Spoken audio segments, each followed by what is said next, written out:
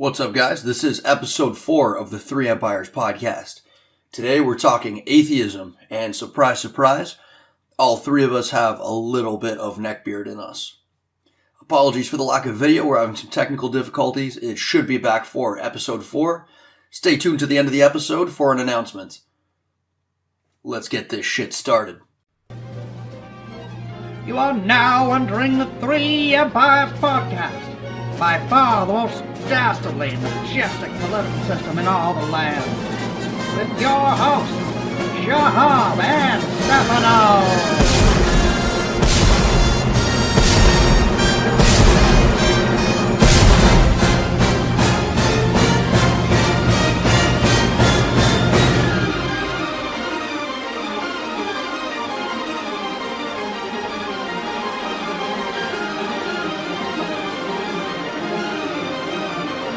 So Shahab has just confessed to being a fire worshiper. Praise Ahura Mazda in all his glory. Damned be his counterpart and dark side Angra Mainyu, Ahriman, you want to call it. I understood all of that. You're a Zoroastrian. That's what you are. No. You're a Zoroastrian. Or Zoroastrian. Or a Zoroastrian. Wow. Never heard that before. Well done. Really? You haven't? Shahab is actually a religious Zoroastrian. He worships and eats fire twice a day. Yeah, I eat fire. Suck it, bitch. Lucas himself is a Celtic pagan. Best kind of pagan. So, we're here to talk to you about atheism. Can you imagine door-to-door atheist conversion people? Like, hello, sir, we're here to talk to you about the good news. The good news that God doesn't exist and you can live your life exactly how you want to live it. Have you found Darwin? Amazing. Yeah, so we're here to talk to you guys about atheism. All three of us are atheists, and we just kind of want to... God be praised. You want us to get to know us a little better, get to know how we became atheists, or in Lucas's case, a atheist.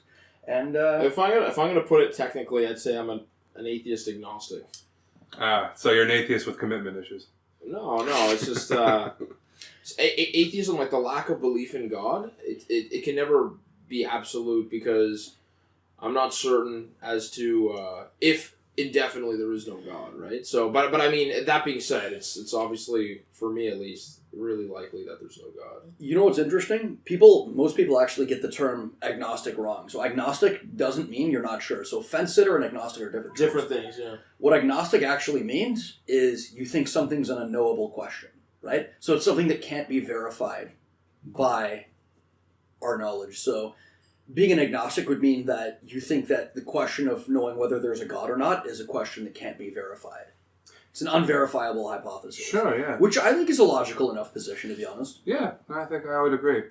And where I stand as far as my atheism is that this reality of ours, this universe of ours, is so infinitely vast that I'd imagine that there are such powerful beings somewhere in the cosmos that would be at some point considered godlike. You know, I'm a huge Star Trek fan, so beings like the Continuum, the Q, these beings who are able to bend time, space, and matter at free will, that's godlike. That's essentially being a god. Yeah. However, would that species necessarily fit within the confines of what we consider, or rather what the majority of the world considers the Judeo-Christian or the Abrahamic God? I don't think so. That's the thing. So I feel like I'm more on the same wavelength as you guys.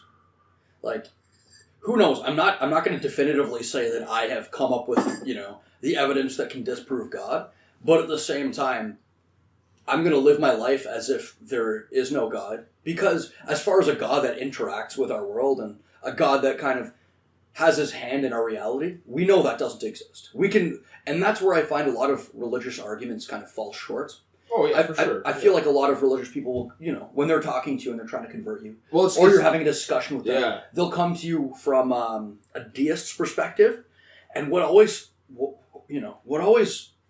strikes me is you're coming to me with these deist justifications, but how do you make a leap from it's logically possible that there's a God to my 2,000-year-old scripture is the one that's correct, That's exactly what you'll find very much lacking in these kind of arguments. It's that exact lack of logic, and it's that particular argument that they use to justify their faith, because they argue from a stance of faith which doesn't require logic by any means, and that's essentially where their argument starts crumbling apart. But they don't realize that. For them, this is the truth.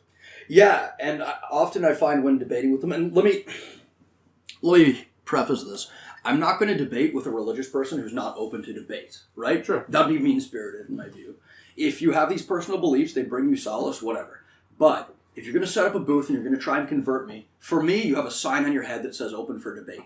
Mm. Because if you're trying to save my soul and get my money, I have every right to debate you, right? No. That's my view. So, also, like, you mentioned, like, you said how you weren't going to bother trying to disprove God. And I mean, you shouldn't, because the claim's being made by the religious people at the end of the day, right? Saying there is a God is a claim. It's a statement that has to be proven. The burden of proof is on people that believe in this deity, right? I assume the three of us are taking a stance of, I'm definitely not capable of knowing. Odds are, to a fairly a good degree of certainty that there is no God. But we're very open to anything. Like, you're bringing up interdimensional species that could qualify as a God because they've got that same kind of grip over reality. That being said, the claim is on the religious people. The burden of proof is on them.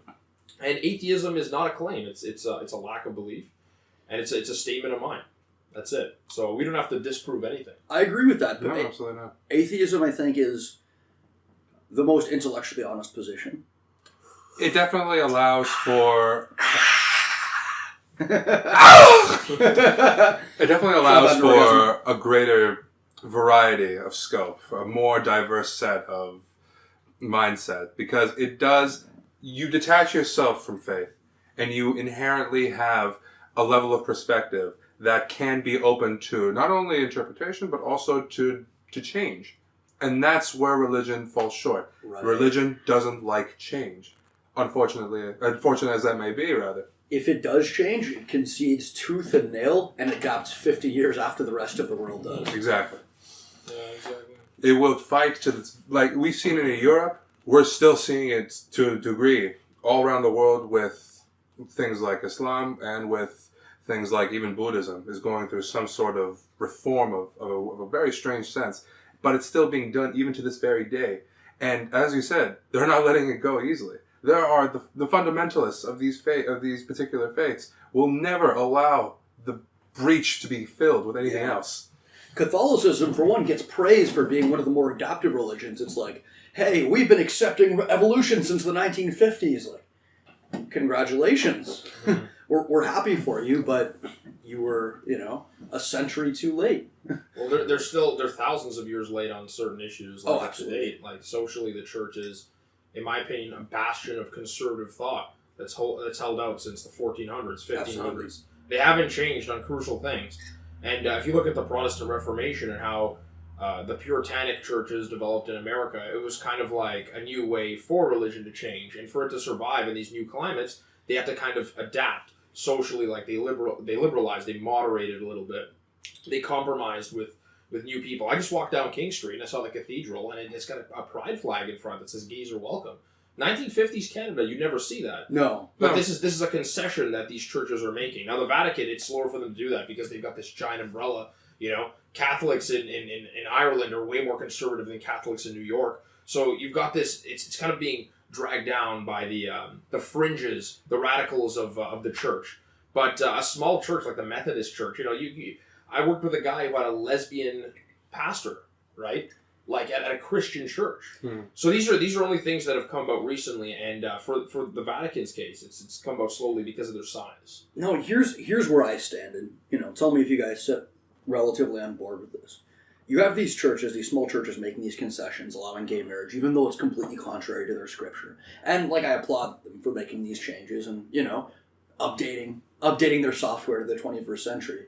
But whenever I see this happening, I kind of get a thought in my mind like, if this text is going to keep conceding, and you're going to keep acknowledging that it's wrong on X, it's wrong on Y, it's wrong on Z, and it's incompatible with modern Western society, and needs to change in a number of regards in order for it to be compatible with it, then what's the point of even having the text? I agree. Or if you can say, well, there's some moral wisdom in the text, okay, then what's the point of upholding the text as your central doctrine? That for me is the point where, I don't know, for me, one of the intellectual, largely for intellectual reasons is why I became an atheist, emotional reasons as well, but I felt with my own belief structure at least, I kept on having to make concessions, and concession after concession, concession after concession, until at a certain point I'm like, this book is just so incongruent with what I believe. What's the point of even having it? Yeah. The book... As my frame of reference. No, I would agree with you, but these books, these scriptures that people adhere so diligently towards, they're badly written books, just in any sense of the word. Badly assembled. Even in the time that they were written, there were other, much better books being written at the time and compiled at the time. These scriptures, they hold no purpose other than to give a very ill-defined, very... just... really shitty. Like it's really shitty. It's really hard to intentionally vague. Yeah, Sure. it's not even just vague, misleading, contradictory. Any synonym you can place before this book, you're not wrong. And unfortunately, these are the things that people are using as their religious debates. Yeah, these are the fuel behind it all. So to Stefan's greater point, I think is people are making concessions on behalf of this ancient scripture that is simultaneously being held up as the objective truth, the be-all, end-all to refer to in life. But at the same time, there are concessions made, and apologists like to look at these scriptures and leave certain parts out and hold certain parts up for interpretation. Now, the problem is, it's such a gray issue because we don't know which parts are meant to be taken interpretively and which parts are meant to be taken literally. Like, clearly the Gospels are meant to be taken pretty literally, and, you know, the majority of Christians, for example, in that religion, they take it literally. Yeah. But a lot of the Genesis stuff, a lot of the really... pretty much impossible to prove Old Testament God shit where he's flooding the earth and he's wrecking towers and shit.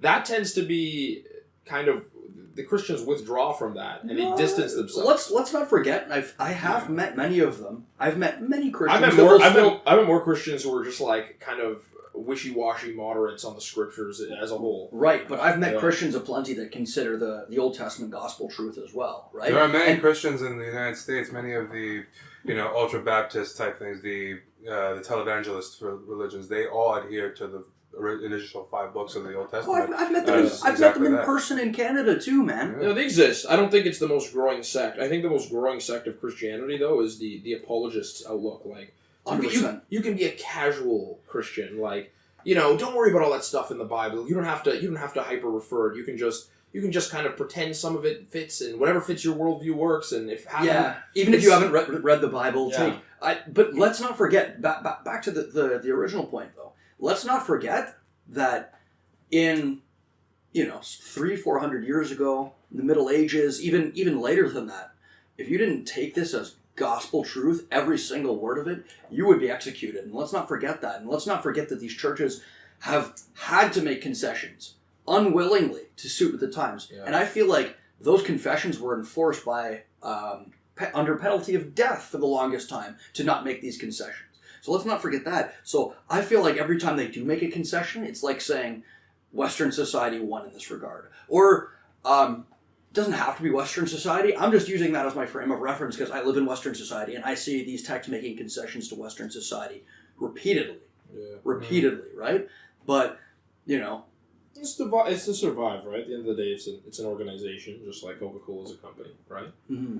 And they want to survive at the end of the day. So survival, I don't think, is really their problem. So, there are many people who definitely, no matter how many arguments you put in front of their face, no matter how many logical points you bring right in front of them, things that they cannot possibly refute, they will still believe in it because in reality there are places in the world where that's all they have. Yeah. And who are you to take it away from them? Who are any of us to take it away from them? Yeah. And that's exactly where the debate has to begin and where it has to end. By the time that religion, in and of itself, no longer becomes a necessity for the survival of a human species.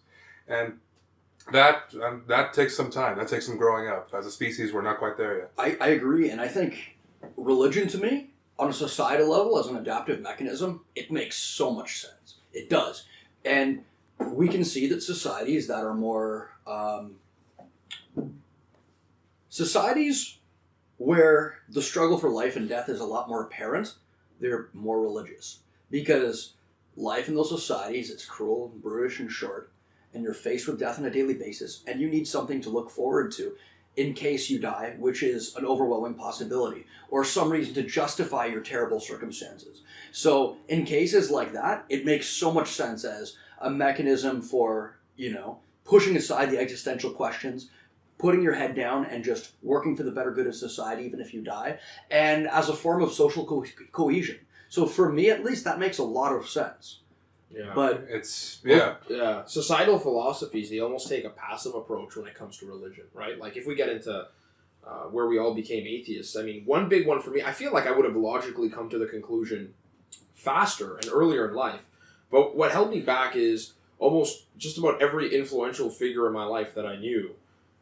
Older people, older cousins, older brothers, parents. They all believed in this shit. And like the society around me collectively gave Christianity a pass. We went to a Catholic school.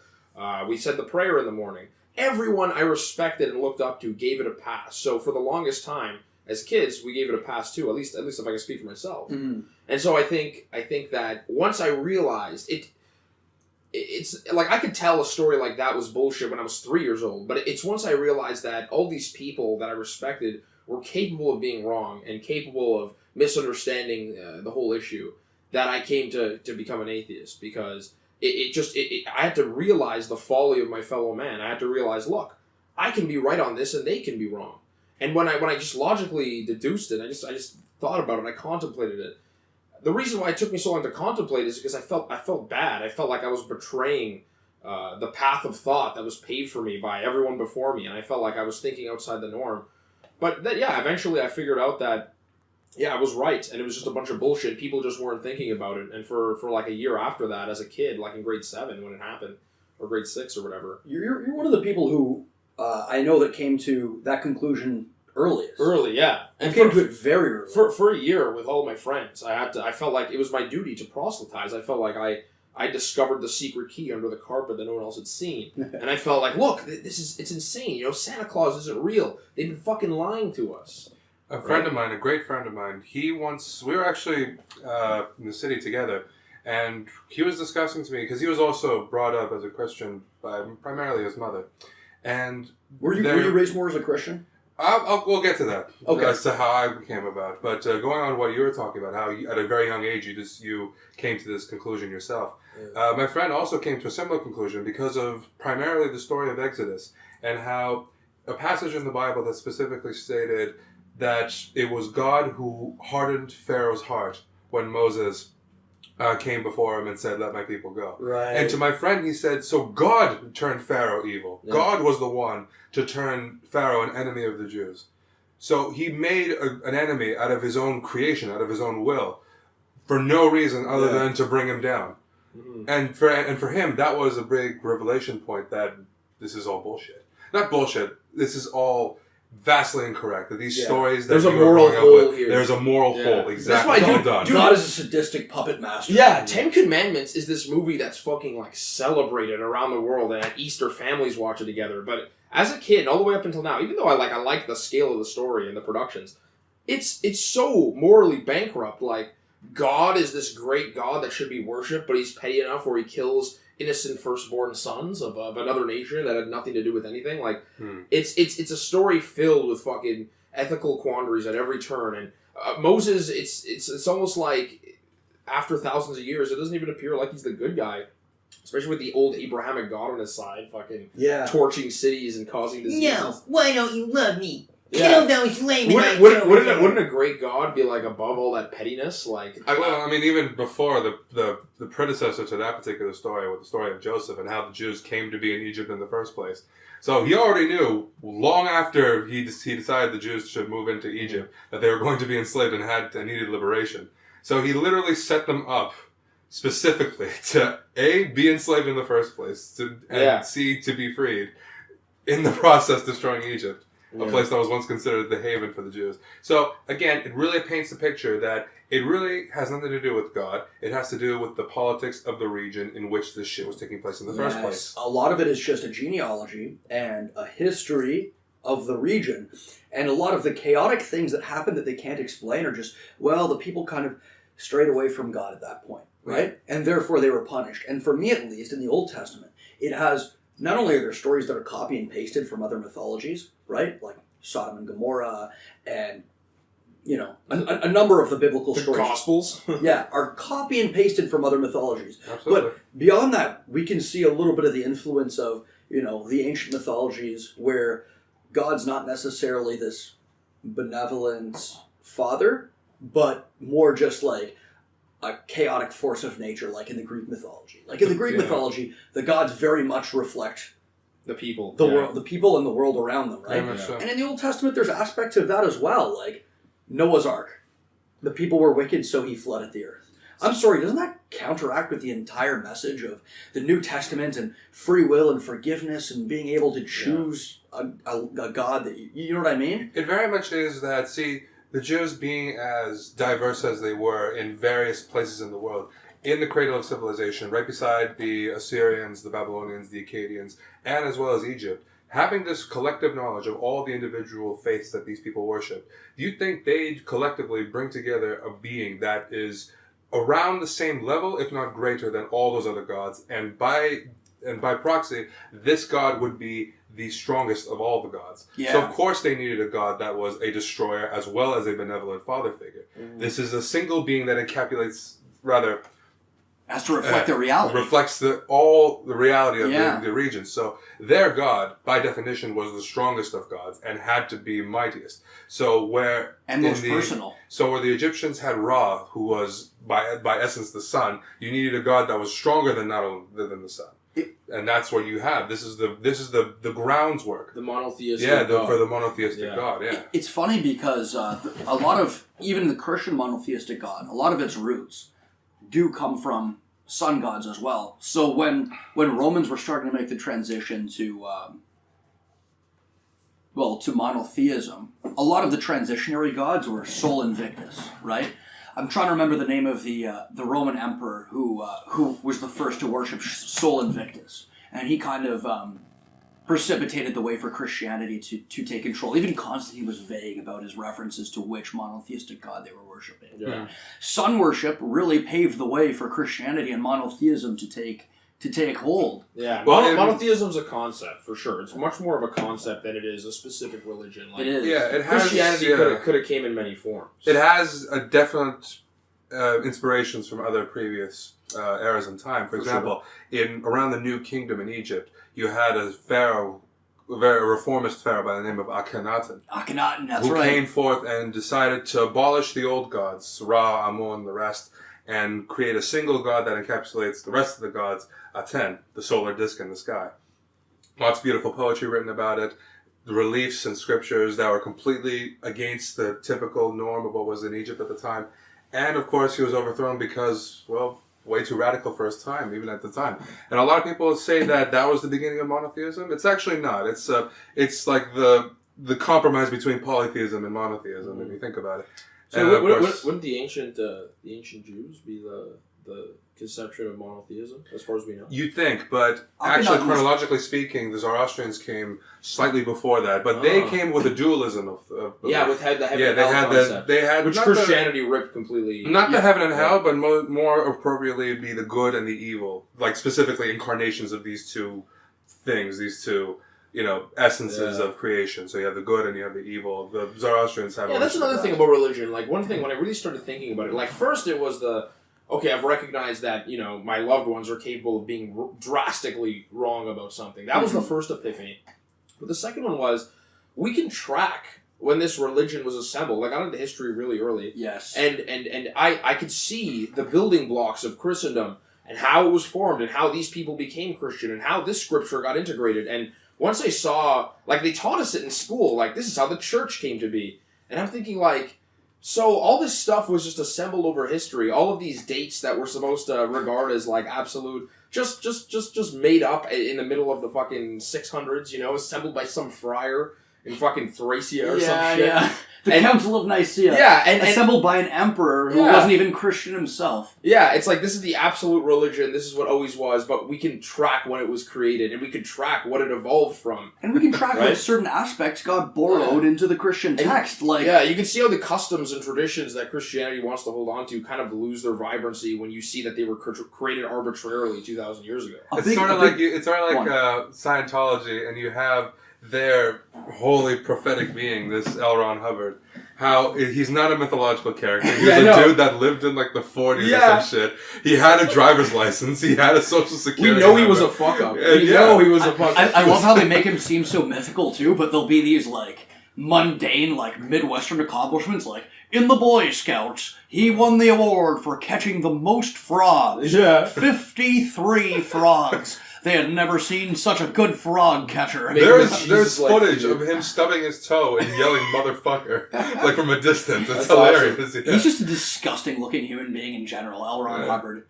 Anyway, so yeah, going back to that, like being able to trace the exact makeup of this supposedly all like be all end all faith. Being able to go back historically, not too far back in history either, and be like, oh, that's how it started. It kind of sort of deludes the mythology a little bit, doesn't it? One of my favorites of those things that really deludes the mythology is the concept of hell. And I think that's the biggest one. So, Jesus comes around and starts preaching that there's this terrible place that you're going to go to that, you know, if you do wrong and you don't abide by God, You defy God, you will burn for all eternity in hell. Wait, hold on.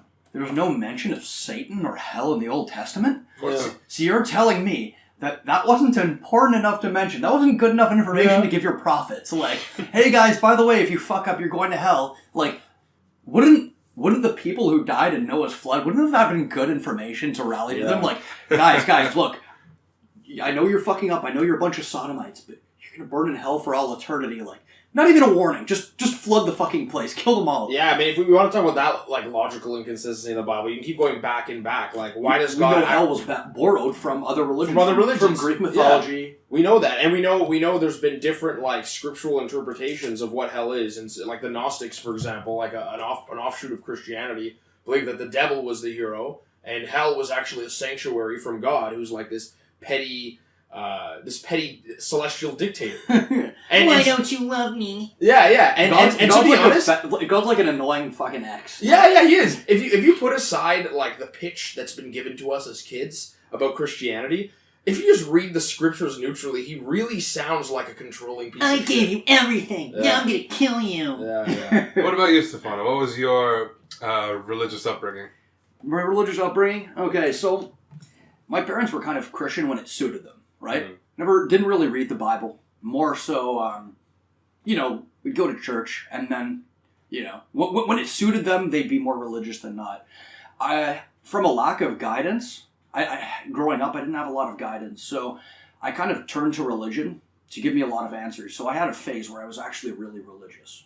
Probably from grade 7, if for those of you that aren't Canadian, probably around like 12 to 16, I was really religious and really annoying about it, and lost some friends because I try and convert them and shit, and try and but for me, I didn't really read the Bible in depth at the time. It's just I was going to a Catholic school. I had a really kind of charismatic prophetic teacher who really had some of that Old Testament fervor to him, that like you're gonna burn in hell. So I just remember the mindset I was in at the time, kind of OCD, to be honest, like constantly asking myself, is this action in keeping with God? Would God want me to do this? Can I justify this action? This and that. And just this paranoia that I was always doing something against God. And it's my phone, don't worry. I remember it being a really unhealthy and paranoid mindset that I was going through at the time. And as I started to find out more and more things about the Bible, I started to make more and more logical concessions. As I went through high school, I kind of veered off from being a devout Christian, but as I entered university, I considered myself spiritual. And the big kicker for me, I guess, was when I realized how flawed a lot of these notions were and how hollow Christianity was, just as a doctrine, and how morally bankrupt it was, and how I was kind of turning to it for guidance that really wasn't in my life. You know what I mean? I didn't have a lot of friends. I didn't have a lot of people I could turn to. So this was kind of the one thing that gave me solace in those kind of anxious teenage years. When you initially found it, was it like a source of grief when you realized that you were an atheist, or was it more of like enlightenment kind of eureka moment? I'm going to say it was a bit of both. I'm not going to lie, I'm not one of those atheists who's like, oh, I'm not scared of death. Like, I'm fucking terrified of death, and I am to this day. And I think anyone who says they aren't probably hasn't come close enough to death to realize it. But I still feel dread over that, look, when I die, this could be it. This could be nothing. But at the same time, it was liberating, right? Yeah. Because I discovered all these things that I had just closed off as pathways to myself before, you know? I discovered that, you know, sex before marriage, there's going to be no punishment for that. There's going to be no punishment for smoking. Who's going to punish me? Yeah. Nobody. And all these, like, petty, arbitrary things that I remember kind of enforcing. I used to pray before bed, nightly. But it was kind of liberating just freeing myself from those routines and realizing life is what you define it as. Yeah, and you talk about the fear of death. I'll preface this by saying, like, I'm afraid of dying. I'm definitely afraid of dying a painful and terrifying death where I'm suffering. I stand similarly. Yeah, that being said, death itself as a concept, I'm not nearly as afraid of it anymore. Because I know that odds are I'm going to feel the same way when I die as I did in 1852, which is nothing, a lack of consciousness. Exactly, yeah. And also... you really have to take yourself into the mindset, like, all right, do you remember how it was before you were born? Of course not. That's how it's going to be when you die. Odds are that's it. Do you know what's interesting? Because I follow the logical premise you guys make, and I've heard it many times, and it's true. I agree with you. But that fact that, you know, kind of gives you guys solace, that exact same logical train that I follow fills me with dread. Right. Like, not existing, not being conscious, not being aware. You're like, yeah, it'll be like it was in the 1800s. And I'm like, yes, that's what terrifies me. I'm not going to be here. There was a time where I wasn't conscious, and there'll be a time when I'm not conscious anymore. That's your survival instinct kicking in, right? It's natural to feel that way. And of course, if the chips were down, we'd say the same thing. I don't want to fucking die. But at the end of the day, I don't want to die. I think throughout our lives, as we look at death and as we approach death, I think the outlook has to be, it's a part of life. Nobody is safe from it. Nobody, regardless of their stature on the planet. And yeah, it's just a part of it. And I think it's something about atheism, because it's lifted that curtain of, oh, there's another test after this one, and then there's another one after this one. It's simplified things to the point where I take it slower. Like, I enjoy my espresso for a couple more moments. I look into my cousin's eyes a little bit longer, my girlfriend's eyes, or my, you know what I mean? I just seize the moment a little bit more, because the lack of belief in God is almost like a little fire under my ass saying, you know, you better take advantage while you're here. You got this one life. I stand right there with you, because I detest the notion of immortality. I detest the notion of heaven or hell. I want it. No, I like it too, but I hate it because it diminishes life itself. To be immortal means that you no longer have any respect for life, because you don't need to have any respect for life. You are alive, and that's how it's going to be forever. You're an entity. But to know that you are mortal, to know that at any moment could be your last, it not only allows you to truly take in everything, be able to appreciate and absorb everything, but by the time it's over, you can look back and say, I have lived, and I am proud of it. And that is why I don't fear death. I fear dying, but I don't fear death. Yeah, I fear the process of dying. Yeah. But yeah, outside of that, like the concept of death, I mean, because it's so conventional and every life form encounters it, I mean, I can't live my whole life thinking, I'm going to die someday. It's like, of course. Well, for me, it's not necessarily omnipresent, but like, there'll be those moments where you're just kind of lying in bed, and I'll just be like, shit. One day I'm not. Death is permanent. You have like a PTSD Vietnam War moment. But to further your point, I think that's a good point. Like, hypothetically, if you were immortal, it would take away the value we have on life. Now, the one scenario I can find to subvert this, and this would be my ideal, and I had a little phase where I'm like, yeah, reincarnation is real. And looking back on it, that was just another emotional, like, subversion of the problem of the finality of death. Which is exactly what it is. But I think my ideal scenario would be you're reincarnated, but without the knowledge of your past life. So it's a start again. So life does have the same, you know what I mean? It does have the same value. That would be the ideal for me. That's the Socratic method of thinking.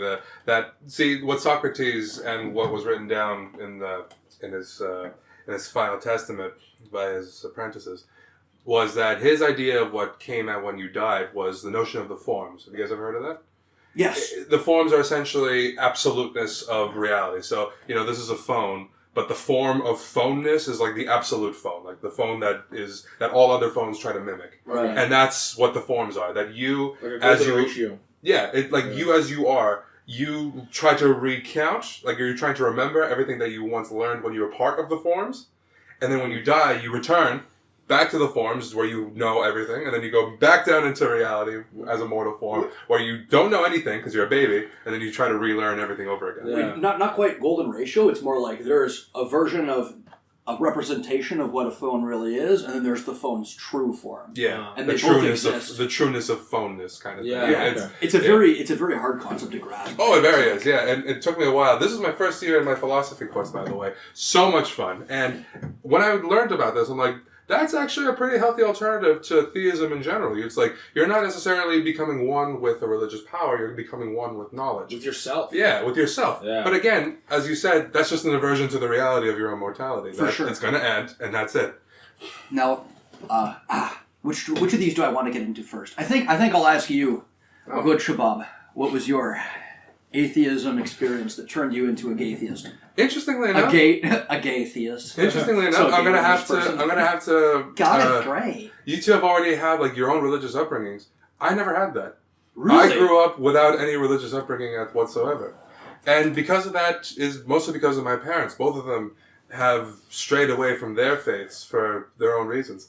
My mother, back in 1975, when Chile's government was overthrown by U.S.-backed Augusto Pinochet, when the Pope himself stepped foot in Chile and proclaimed that government that essentially staged a coup d'etat with the backing of the United States and overthrowing the democratically elected Salvador Allende, the Pope went there and said, "I absolve you of all your sins, Augusto Pinochet. This is a legitimate government." My mother was outraged, to say the least. She, being brought up a Catholic in Mexico, yeah, it was one of those things. She had always had questions, but then to see the leader, the figurehead of Catholicism itself, absolving this evil, heinous act, yeah, that was a big blow for her. And for my father, he was in Iran during the revolution, during the 1979 revolution, and he was also there during the invasion of Iraq. And everything that he saw definitely had him straying from his faith as well, being a Shia Muslim. To the point where he described to me once, see, in Islam, there is this great thing that's supposed to happen to you at some point in your life, if you're a devout Muslim, that you're supposed to see the Prophet in your dreams. And it's supposed to be this grand, exalted experience. Whatever, I don't really know the details. And my father had a similar experience. Well, that's because you haven't had it and you never will. Exactly. Apostate! No, go on. My father, he saw the Prophet in his dreams once, but it wasn't an uplifting, beautiful thing. To him, he saw the Prophet as a man, just a guy, and he was pissed. Yeah. And yeah, I guess that was one of the things that allowed my father to leave his faith as well. Well, to an extent. I don't want to give out too much. And so when, they both came here, they both met here, had me and my brother and sister, and none of us were brought up with any religion. My father was very adamant about it. Once he saw me praying beside my grandmother, because she's still very devout, and I was, touching my head to the floor and whatnot, and my dad, he sees me, he's like, get over here right now. I'm like, oh geez, what'd I do? I thought I was in trouble because I thought I wasn't supposed to do that. He didn't want me mimicking what she was doing. He didn't want me anywhere near that stuff. Wow. Yeah. And so, yeah, he was... When I asked him about it so many years later, he said, I wanted you to be free. And, yeah. That's beautiful. Yeah. Take an upbringing. I take an upbringing where my parents forced me to think critically over forcing me to be religious. Ideally, I think the fairest upbringing is like kind of just keep the kid informed, but let him swing any way he wants. But if I had to pick like one out of the two, like saying don't even bother with the religious bullshit and you should go to church with me, I mean, I'm gonna take the former. Yeah. It's just healthier. It's healthier for the kid's perspective. So right? that's interesting because for a lot of atheists and secularists and whatnot, we've all kind of got a similar kind of formulaic path where it's like we have that big epiphany moment and then we go through our proselytization prostitution phase. No, or proselytization phase. Proselytization. Proselytization. Proselytizing. Proselytizing. Boom, Proselytizing. we got it. We got it! Woo! Let's get drunk now. Where we've got to tell everyone about our atheism, but you didn't have that. Actually, I went through something opposite. For the longest time, I was brought up with no religion whatsoever. But at one point during my grade school years, I considered myself a Muslim for some reason, because my friends were Muslim at the time. Really? So I tried to mimic what they were doing. I tried to mimic what they were talking about. I tried all that. And then I came to the realization where I was like, no, the most basic questions, there was no legitimate answer towards. And this was me as a 10-year-old, an 11-year-old. I had the most basic questions like, why would he do that when he knows you're going to do it? It's sort of like, it's very much, he gave you free will, and yet he has complete knowledge of the past, present, and future. How the fuck does that even work? So, yeah.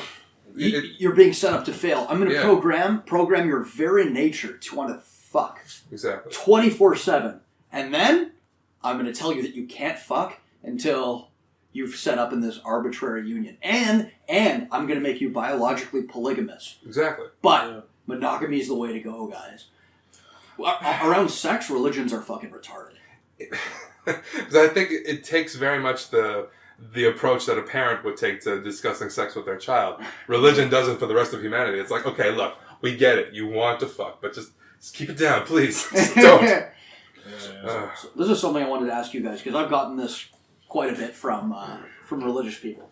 Not quite a bit, but it'll happen. When I have, people I'm having a discussion with, or concerned friends who are religious, tell me if you've ever gotten this one where they'll say, look, you're an atheist because something terrible happened to you in your life.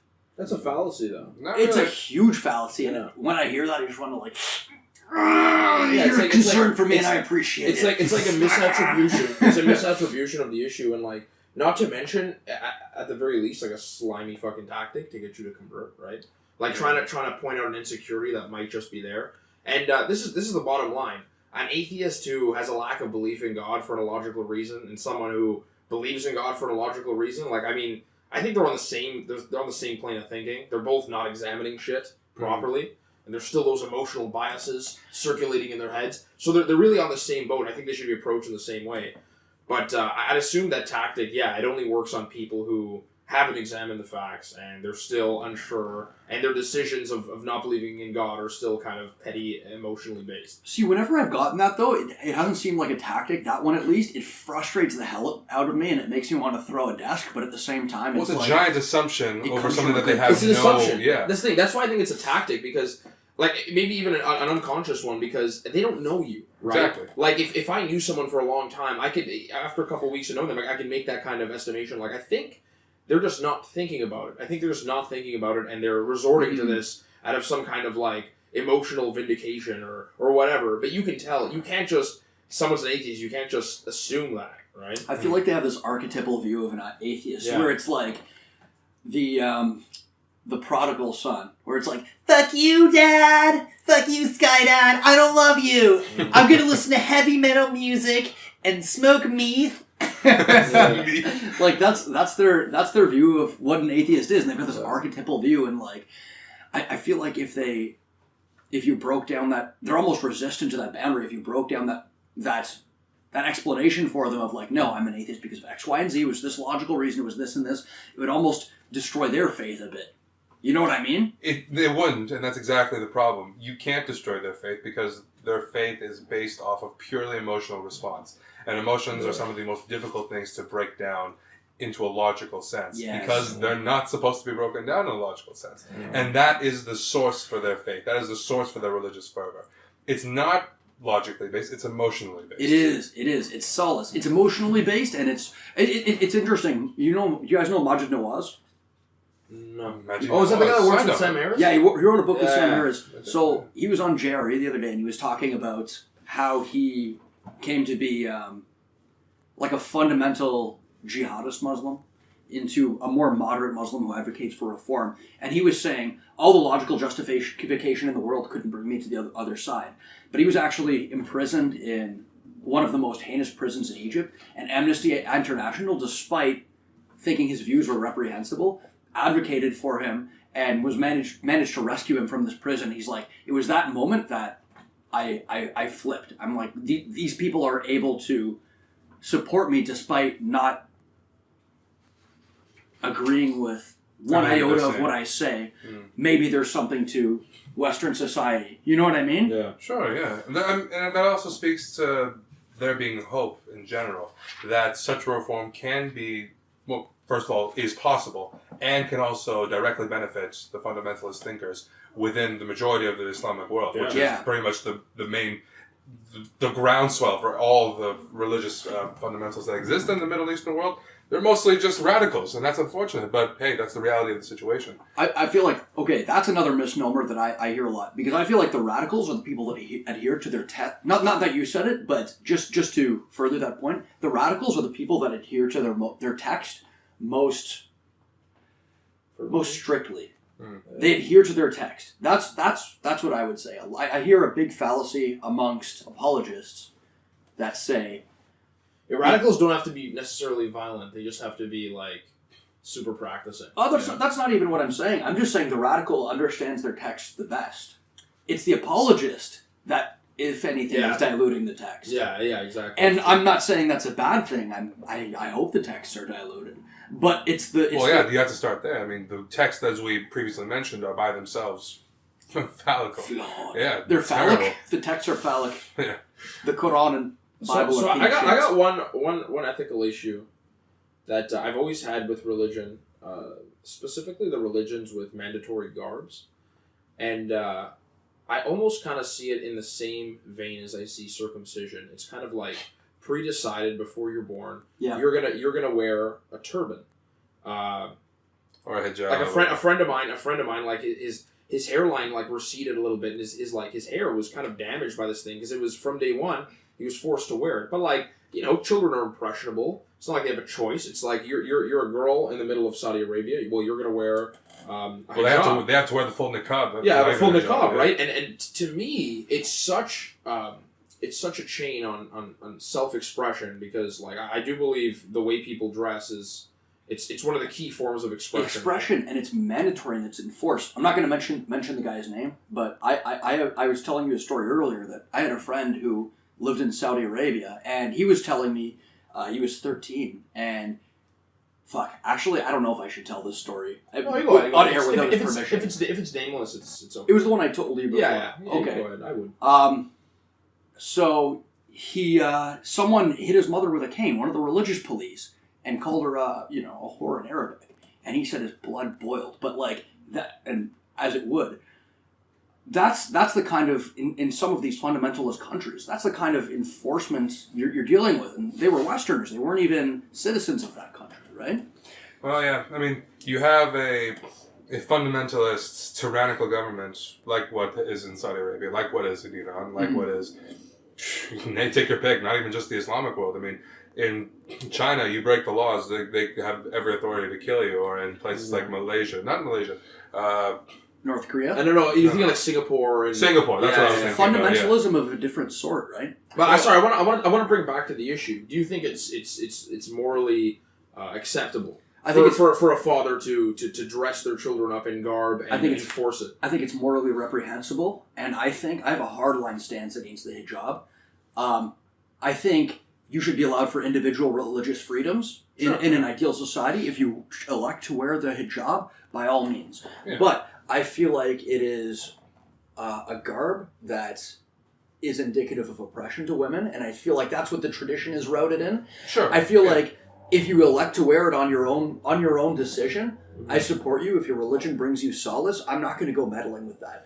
But I feel like in a lot of cases, it's one of these things like, foot binding in Chinese society, where it's passed down from generation, from mother to daughter, or from father to daughter, where it's a gesture of oppression of women. Yeah. So I play devil's advocate real quick. What are the people that say, you're infringing on my culture, you're infringing on my religious freedom to raise my son in the mindset, or daughter in the mindset I choose to raise it? Now that's a big issue as well, and I also take a hardline stance on children's rights, and I don't think it should be a hardline stance. I feel like people have a tendency to treat children like they're not human beings. Yeah. This is my son, this is my daughter. I'll do with them what I please. Mm-hmm. I'm sorry, but when did your son or daughter become property? You can't just do whatever you please. If you're doing something damaging to your son or daughter, call child services. You know what I mean? And I'm not saying to call child services on anyone who, puts a hijab on their daughter. Or a kippah on their son. Yeah, or a kippah on their son. Or, I feel like circumcision is a poorly understood thing that, if we were assessing it logically, we would see that, look, you're mutilating your son's genitals. Yep, that's exactly what it is. So, I really feel like the my son, my rules, my daughter, my rules argument is morally bankrupt. And I really feel like children, what they are is not fully developed. They lack intellect. That doesn't mean they're less of a human being. Just like somebody who is developmentally delayed or has Down syndrome isn't any less of a human being. They're looking to you for guidance and as their role model. And if you're doing something reprehensible to them, saying that, oh, look, I inseminated my wife, therefore I can do whatever I want to them, is not a good argument. And I feel the same way about physically abusing children. It also, I would agree with you. I absolutely would agree with you. However, that also opens up a can of worms by itself, doesn't it? That, all right, so what can or cannot be considered child abuse? How do you break that apart, and where do you draw the line? And that's unfortunately something that's a separate discussion. There's a slippery slope. It's a slippery slope, yeah. And it's by itself a very... Because once the state starts coming into your home and starts drawing lines, it's like, and what is that religious freedom? What can't you bring your child up with, and what can you? Exactly. And that's where it gets tricky. Can you teach your son to be an atheist? What if that's like the freakish fringe idea? Okay, let's draw two hard lines in the sand then, because I admit, like most things, the extremes are pretty clear, but at the margins it gets kind of fuzzy. Of course. If you're forcing your kid to do anything under compulsion of physical violence, or disowning them, or emotional abuse, that is not okay. Of course. If you're passing something down as a harmless tradition, whatever. But if it's enforced by physical punishment, we draw the line. If physical punishment is involved in any way, if you're physically harming your child, we draw a line. And I don't care if people like, I got hit as a child, I'm fine. Right, sure, I'm sure you are. But universally, statistics show that children who are physically punished show lower IQs. There's deleterious effects across the board. Lower IQ, emotional, I wish I had the statistics in front of me. But it's negative. We know that. Yeah. So general speaking, it's bad. We can't draw a hard line everywhere, but physical abuse is where we draw a hard line. And I feel like we should draw a hard line at circumcision as well. A hard line in the sand. Yeah, we should. And because it's societally accepted, it's like we can't draw that hard line. It's also not hard science that it's super beneficial. It isn't really, yeah. Maybe slightly less dick cheese, but end of the day, it's really not necessary. It's not crucial. Nope, it's not. And there's been no science that's you need to get it. For tens of thousands of years, we've been fine. We've been fine with it. Yeah, I'm sorry. Is this 2000 BC Judea where we don't have showers available? Oh, it's more hygienic. How about we just wash? Do you have a shower upstairs? Yeah. Why do you need this boost in hygiene? Yeah, see, I would imagine it would have been beneficial, especially for certain Jews who were displaced from their desert-dwelling homes. Yeah, that probably would have been a good thing. You don't want sand in there. So, otherwise, otherwise, no, you don't really need it. They call me Moustachats of the sandy penis tribe of Judea. We are the only ones to not elect to circumcise. And we stacked our foreskins in the desert and built the Tower of Foreskin Babel to reach God. To reach the phallic Jewish God. The Jews in ancient Canaan are fucking New York Jews. Oh, isn't that wonderful? We're going to return to Jerusalem and years later to go to Miami to fuck up every other election. To Miami. Oh, that's amazing.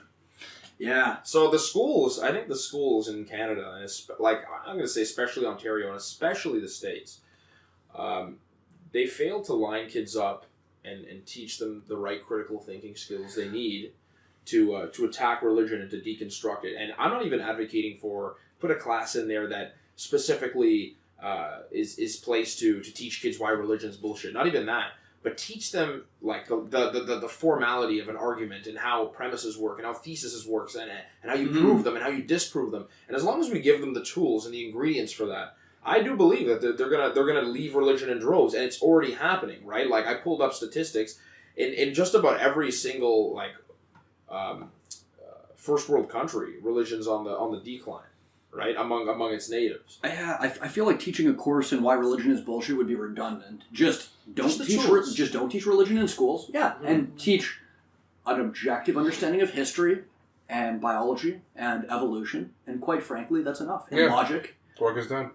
Yeah, it really doesn't take much more than that. Yeah, I agree with you. If you give them the tools to deconstruct religion, it's a lot more effective than teaching them your own philosophy. And I feel that way with anything. You give people the tools to reach their own conclusions, and you'll have more informed citizens as a result. Yeah, the way schools are set up now, it's not about equipping people with tool sets. It's about making them memorize facts. And a lot of these facts were facts that were thought to be important back in like the Victorian era, when you'd send your son off to like a boarding school in Paris, and he learned like arithmetic and math, like high intellectual shit, where he'd become like an engineer with it or something. But fact of the matter is that I think the everyday citizen needs a different set of tools. We don't need specialized math. We don't need high English analysis. What we need is just critical thinking. We need to be able to discern bullshit from fact from truth, all that shit. I feel like our English curriculum here is kind of a waste. Like we it served me, and I like reading. I fucking love reading. I feel like it served me literally no good to sit there and have our teacher read us Shakespeare and have them kind of deconstruct the meaning from it. I literally gained nothing. And everyone attacks math. I think we should be a little more rigorously taught math. I think English is something that I gained literally nothing from. English curriculum in the upper years. I'm reading some 15th century play. There is literally 100,000 other things you could have taught me that would have been more constructive to me as a critical thinker. I'm going to agree and disagree with you at the same time, only because I love Shakespeare and I love being introduced to it. Well, not introduced to it, but given it to me as something that I had to read in school. Because honestly, there's no way in hell I would have picked up Shakespeare on my own had it not been for school. True. And honestly, I thank it every day because Shakespeare is fucking brilliant. It is possibly one of the greatest English pieces of literature, well, various English pieces of literature ever assembled by a human being. But here's the thing. I will agree with you because there's so much more. Yeah, and I don't... And the problem with just showing us for the whole semester just Shakespeare is that you could take this in a multitudinous amount of directions. You can have entire classes devoted to only Shakespeare.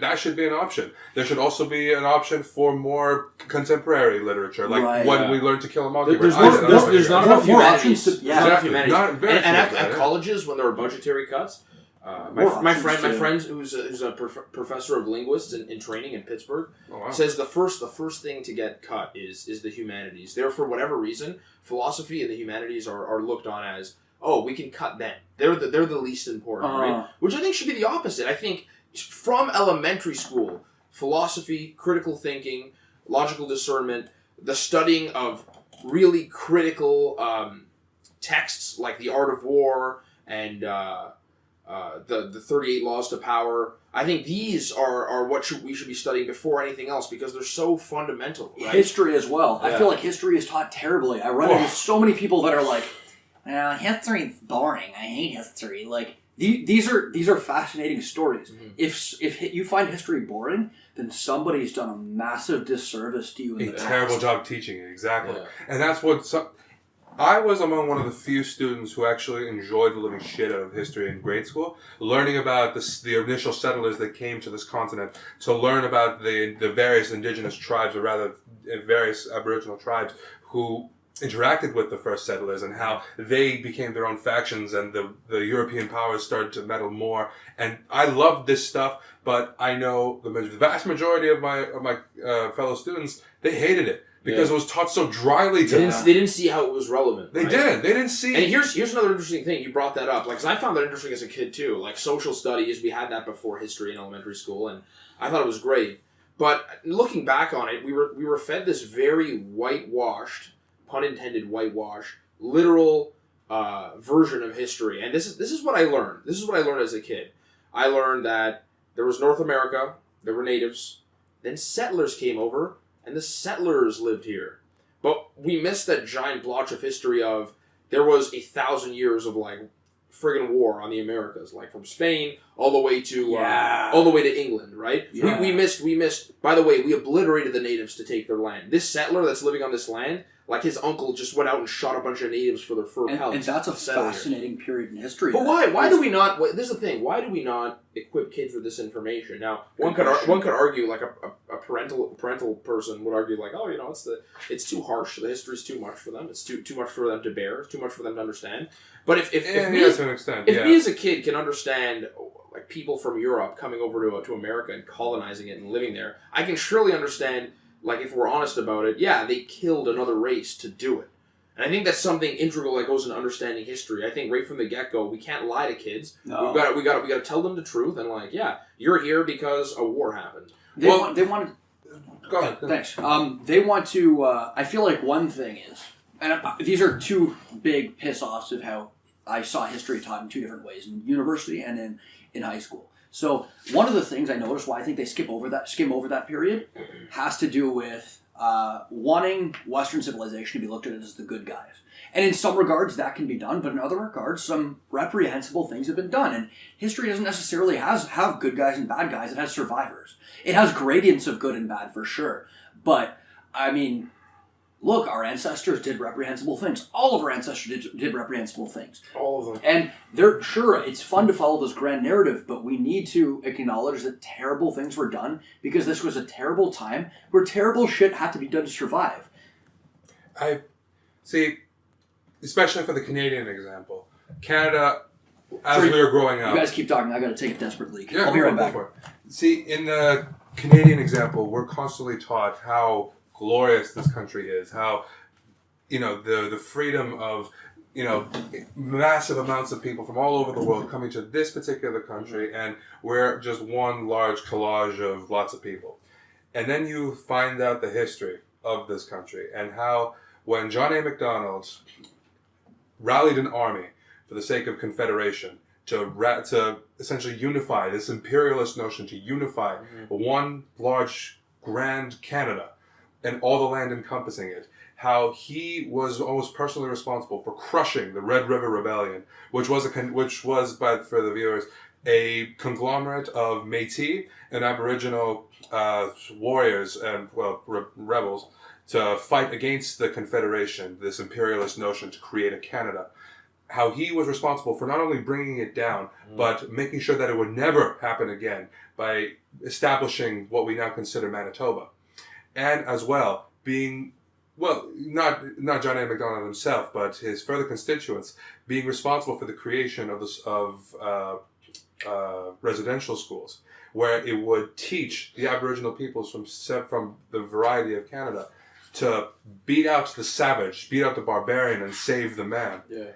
This is the legacy of this country. This is what... It's part of it. It's certainly part of it. It's definitely part of it. It's one of the biggest... It's not taught. It's glazed It's over not fast. taught in schools. I had to learn this in university. So I brought this up, like, about the history curriculum, and, like, the point you just made, you just went into detail with it and explained it. But that part you just described about, like, the Iroquois Confederacy and the rebellions that were crushed brutally, that was glossed over, if anything, not even mentioned for our history curriculum. And I bring that back to religion and this whole atheist conversation because religion throughout institutions has profited off just completely dodging skepticism, off giving little bits and bytes of information, bite-sized information to the average believer, and avoiding these big questions, avoiding the shortcomings of their legacy. Sure. Like the church, when was the last time you went to a Christian mass, to a Christian church, and you heard, how the priest always recounts a history in the Bible? When does he recount? Yeah, and then when we ordered the Children's Crusade and threw a bunch of slaves into the Middle East and watched them die because we ran out of manpower, and we, the church, did that. When have you heard them mention that? They never mention that. And so it's not just religion here that seems to want to play this game of we only recognize the good we've done, we don't recognize the bad. It seems to be like power in general, power structure in general. Yeah, Talking about Catholicism. And go on, and I was we're talking gonna- about with colonization and what it was. Sorry, guys. When I was gone, I had a conversation with the three sweaty Samoan dudes that listen to our podcast, and they're pissed off as devout Zoroastrians. But go on. Continue your points. Yeah, we were just discussing how the colonization period and religion, talking about focusing primarily on the good and avoiding the bad as far as the relying on a picture of gaps where it's like the white man came and settled in America, and now we have Canada, right? religion. You know, Jesus was there and he died for your sins, and that's it. You know, they don't get into all the contradictions of the Bible. They don't get into the church's history. Did they forget when the conquistadors were standing on top of a hill, reading out a declaration to the natives saying, "Okay, hombre, you convert or die. Oh, you don't understand? Okay, I guess you die." The conquistadors were cholos. Yeah. They got like the one button up here. They've got the elaborate Spanish armor, but they still have the headbands and the backwards visors and stuff. Hey, man. My sisters coming over from Valencia. Gold expeditions on gold, man.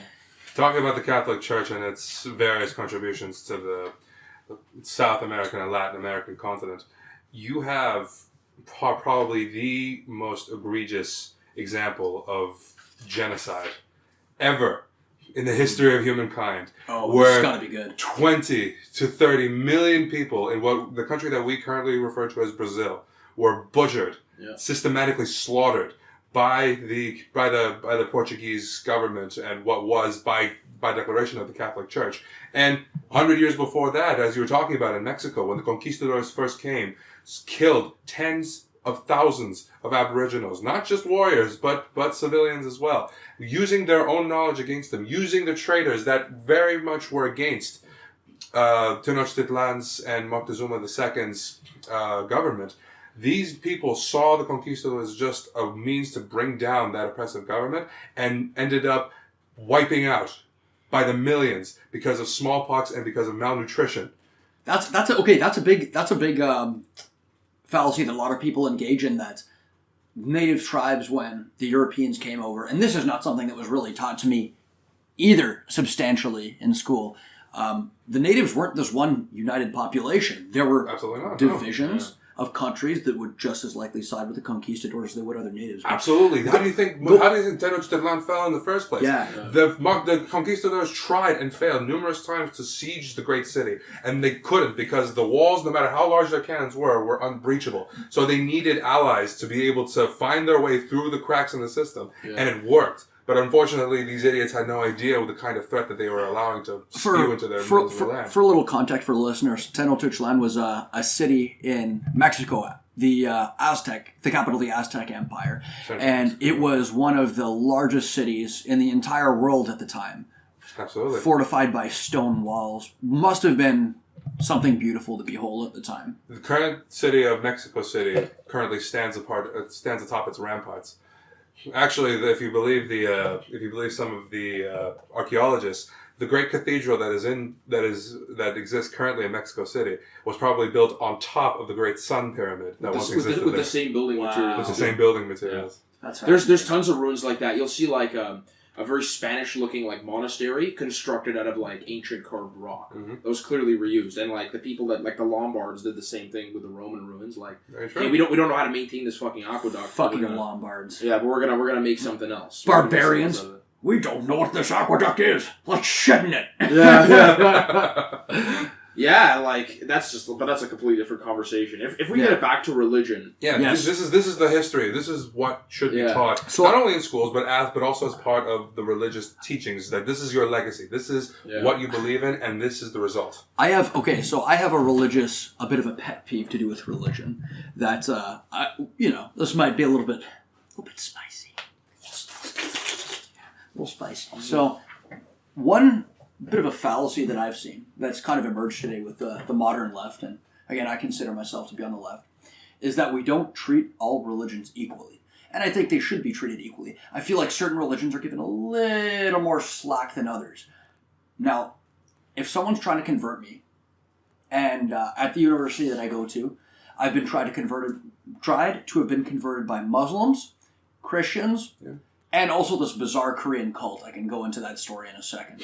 That was a really funny experience in first year. So, I will treat them all with the exact same level of fervor, I guess. If you're going to convert me, I'm going to debate you right back. And I know more about your text than you do, so good luck.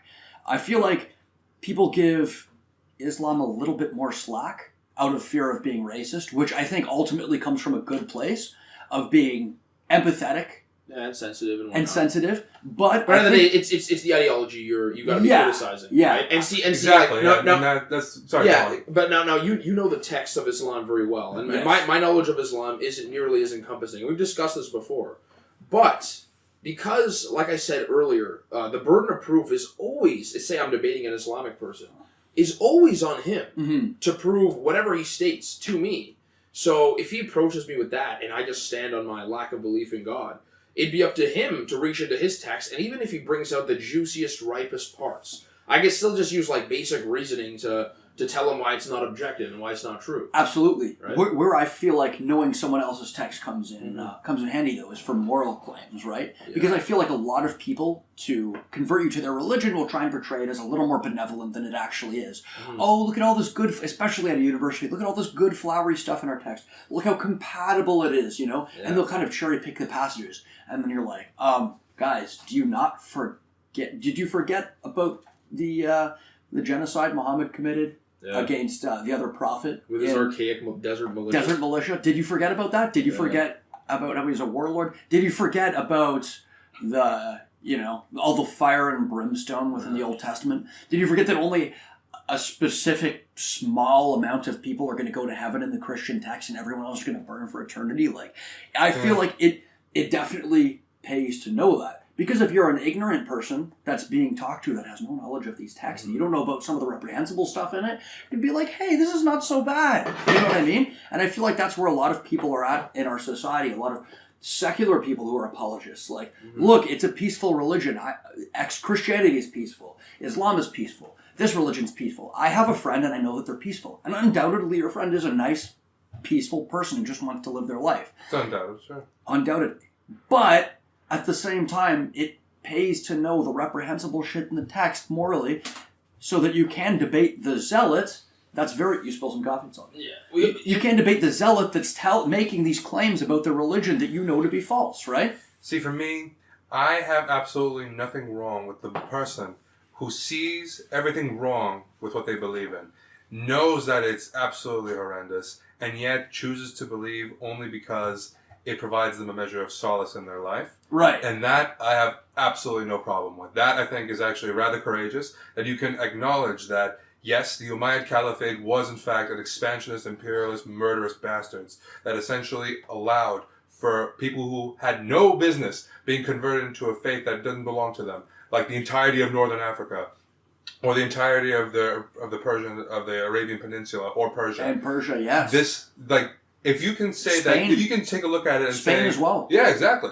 If you can take a look at all that and say, yeah, okay, not great, but the faith itself provides me a measure of peace in my life. I'd cherry That's pick. fine. Yeah. Sure. That's fine. Even if you're cherry picking, I mean, for me, as long as you're not shoving it in anybody's face about your faith, go for it. It's your life. I'm not allowed to tell you that you're stupid, because honestly, who am I to tell you that? Religion's like a penis. We're all happy you have one, but I don't want you shoving it in my child's Precisely. face. Jesus is like a penis, because he will come again. So one of the claims that I have a lot of trouble with when debating Muslim friends of mine is the fact that Muhammad was married to a 9-year-old. And I've seen very intelligent, rational people that are open to having this debate with me go to extreme lengths to justify that. It's like, look, man, you can say that it was a different time and that stuff was acceptable, but you can't say that he was a perfect man at the same time. Those two claims are incongruent. Yeah. Someone can't be the perfect man, and you can use the history as relative argument as well. But the problem is But they'll with go the to all notes. kinds of lengths to justify it, like, oh, she was a rather mature 9-year-old. Like, No, she was 9, you idiot. dude, do you hear yourself? Yeah. She was 9. She was fucking 9. Yeah. That's ugh. Would that ever fly under any other But circumstances? the problem really starts with the claim that he's perfect. Yeah. What the fuck does that even mean, though? Yeah, Like, exactly. what is perfection? What is Yeah. perfect? What your idea of perfection is now sir? is not what it's going to be in 10 years from now, or 20, or fuck, Shut up. Ask me 2,000 again. years ago. Ask me again what is perfect. What is perfect? You asked what is perfect. Ask me one more time. What is perfect? What are you quoting? What are you referencing? Tell me. Just ask me what is perfect. What is perfect? Muhammad is perfect, of course. Okay. I Do thought you you want- were making a reference. I thought you were talking about that one scene in Conan where it's like, what is best in life? No, sir. What's Eden gone? Conan. Do you remember the movie Conan? It's like, I what haven't is best in life? Crush your enemies, see them driven before you, and to hear the lamentation of the women. But yeah, go on with your what you were saying. Oh, nothing. It's just that the claim itself that Muhammad was the perfect being. I mean, okay, fine, but perfection is completely relative. Like, what the fuck does that even mean? How do you be perfect? What is perfect? Anyway, exactly. but that's the problem. I mean, and that's very much the same. That's the same argument that I use against God. God is supposed to be the infallible being. By whose standard? Like, how is that even possible? He's done really horrible things. He's done by every standard. Shit. Yeah, like God is the perfect being. Then why are there so many flaws? And then you'll have the religious person argue with you like, no, those aren't flaws. He just works in mysterious ways. Horseshit. Your God killed children just to prove a point. That's also a cop out. Like if child leukemia, if very you- mysterious God. it's such a cop out because if I say like, oh, see this espresso maker here, best fucking espresso maker ever. It can shoot off 6,000 espressos in a second. Yeah, how does it work? I don't know. It works in mysterious ways. Exactly. Yeah. Very well said. Actually. Yeah, that's a but it's great like analogy. it's a claim. What you fail to explain it, so you rely on some like vague little saying. Like that's such an open-ended saying. You're basically saying, I don't fucking know, but I still believe it. Like that's what you might as well be saying. That might as well be. Yeah, exactly. It's a total cop-out. It's typical religious logic where they will take cherry-picked scientific facts that suit their worldview, and then scientific facts that don't suit their worldview are, well, met with that kind of, salacious argument. Yeah. And the problem, see, I'm really looking forward to the day when a new religion gets discovered by a prophetic being. And I really want to see how that shit will play out in a world today where we're in the information age and the internet. It'll happen. I think It's going to be great. I'm really looking forward to it. Well, for that to happen, for it to hold any weight, I feel like there would have to be some kind of cataclysm. But if not necessarily. Yeah. There are minor ones that have sprung up, like that guy in Russia who claimed he's Jesus. Did you see the documentary on that? Yeah, but that won't catch on, like, in the Western world. Like, for religion to catch on the Western world, I feel like there's got to be a little bit of a reset button because I feel the internet is almost a little bit too thorough at exposing bullshit. Like snake oil salesmen that used to travel from town to town. Now they're exposed a lot faster with the internet. Like exactly. you saw it all the way up into the early 2000s. These people on television that can supposedly read minds. Now they're still around to people who are so grossly unaware. But for the most part, they're not making any kind of big comeback, right? Like it's not necessarily necessary to be so dogmatic and for it to come in waves anymore. Scientology has had a similar demise, actually. Mm-hmm. Like. Their revenues are increasing just because they're so parasitic with their followers, but their following is dwindling. But they just own so much land in Los Angeles, and they have so much money. And they have lots of lawyers. Yeah. Lots of lawyers, yeah. Very much so. Well, hey, that's what you get for being in a cult. I mean, lots of security, but you're fucking nuts, buddy. Yeah, you're nuts. So let's take it back to when we became atheists. And like after it happened, the years following, I found at least my brother was actually a big influence on me becoming an atheist as well. I didn't say that. My brother and one science teacher I had. Shout out to Mr. Gekas. Interesting. Well, I was just about to say, like, in the years following, how my emotions kind of fluctuated about the issue. Like, it was such an impassioned issue for me, and I almost felt like alone and like.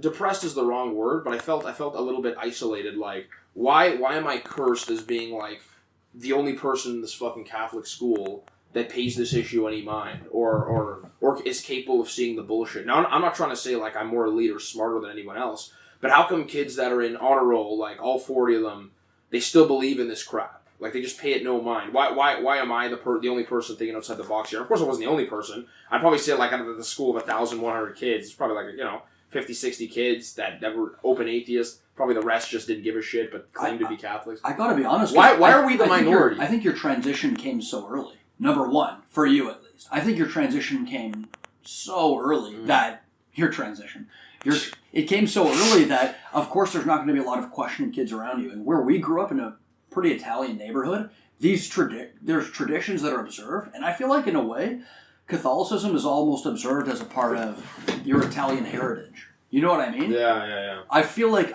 that's a big aspect of it, and I feel like as well, I know that your upbringing was fairly secular. Fairly secular. Yeah. I feel like traditions were observed, but at the same time, never forced to go to church, but definitely frustrated by just like the lack of individuals around me that thought on the same plane. Right. And the individuals I did know that were thinking on that and were very skeptical, like my father and a few of his friends and some of my older friends. They were just quiet about it. They felt like, because the majority of people find this horse shit to be true, I don't want to offend anyone, I don't want to start any controversies. Us, as the more enlightened people that have thought about the issue more, have to stay silent. And it drives me crazy. It does. I think it gets into the radical right-wing nature of religion, of how it's so traditionalist and it's so deep-rooted in values that are upheld for generation after generation. You have to respect my You have to religious respect beliefs. it, yeah, and you have to tolerate it. You have to tolerate it, right? And new thoughts, new ideas are a lot harder for people to tolerate on average. And I think that's why when you're at the dinner table and your religious aunt is saying grace, that you can't just say, I find this to be a bunch of horseshit.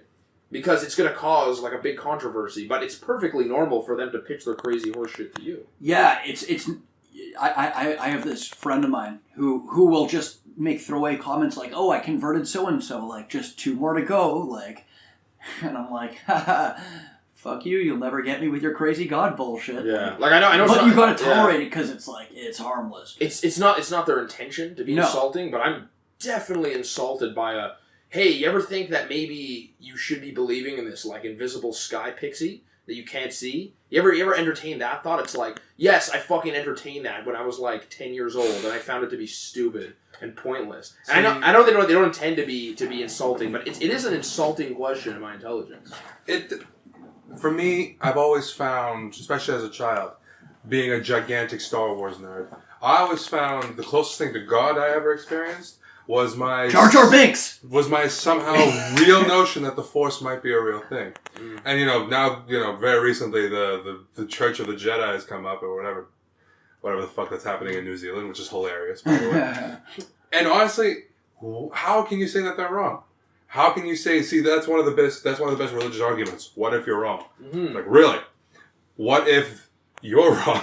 What if the Force is truly a force that exists in this world? Because if you think about the dogma of the Force, it's a mystical energy field that surrounds, penetrates, and binds the galaxy together. That's perfect. That's much more real to me than your Abrahamic God could ever be. The what if you're wrong claim makes me laugh, because it's like, what if I'm wrong? Yeah. I'm sorry, I'm not the one claiming that there was a fucking dead Jewish carpenter 2,000 years ago who came back from the dead.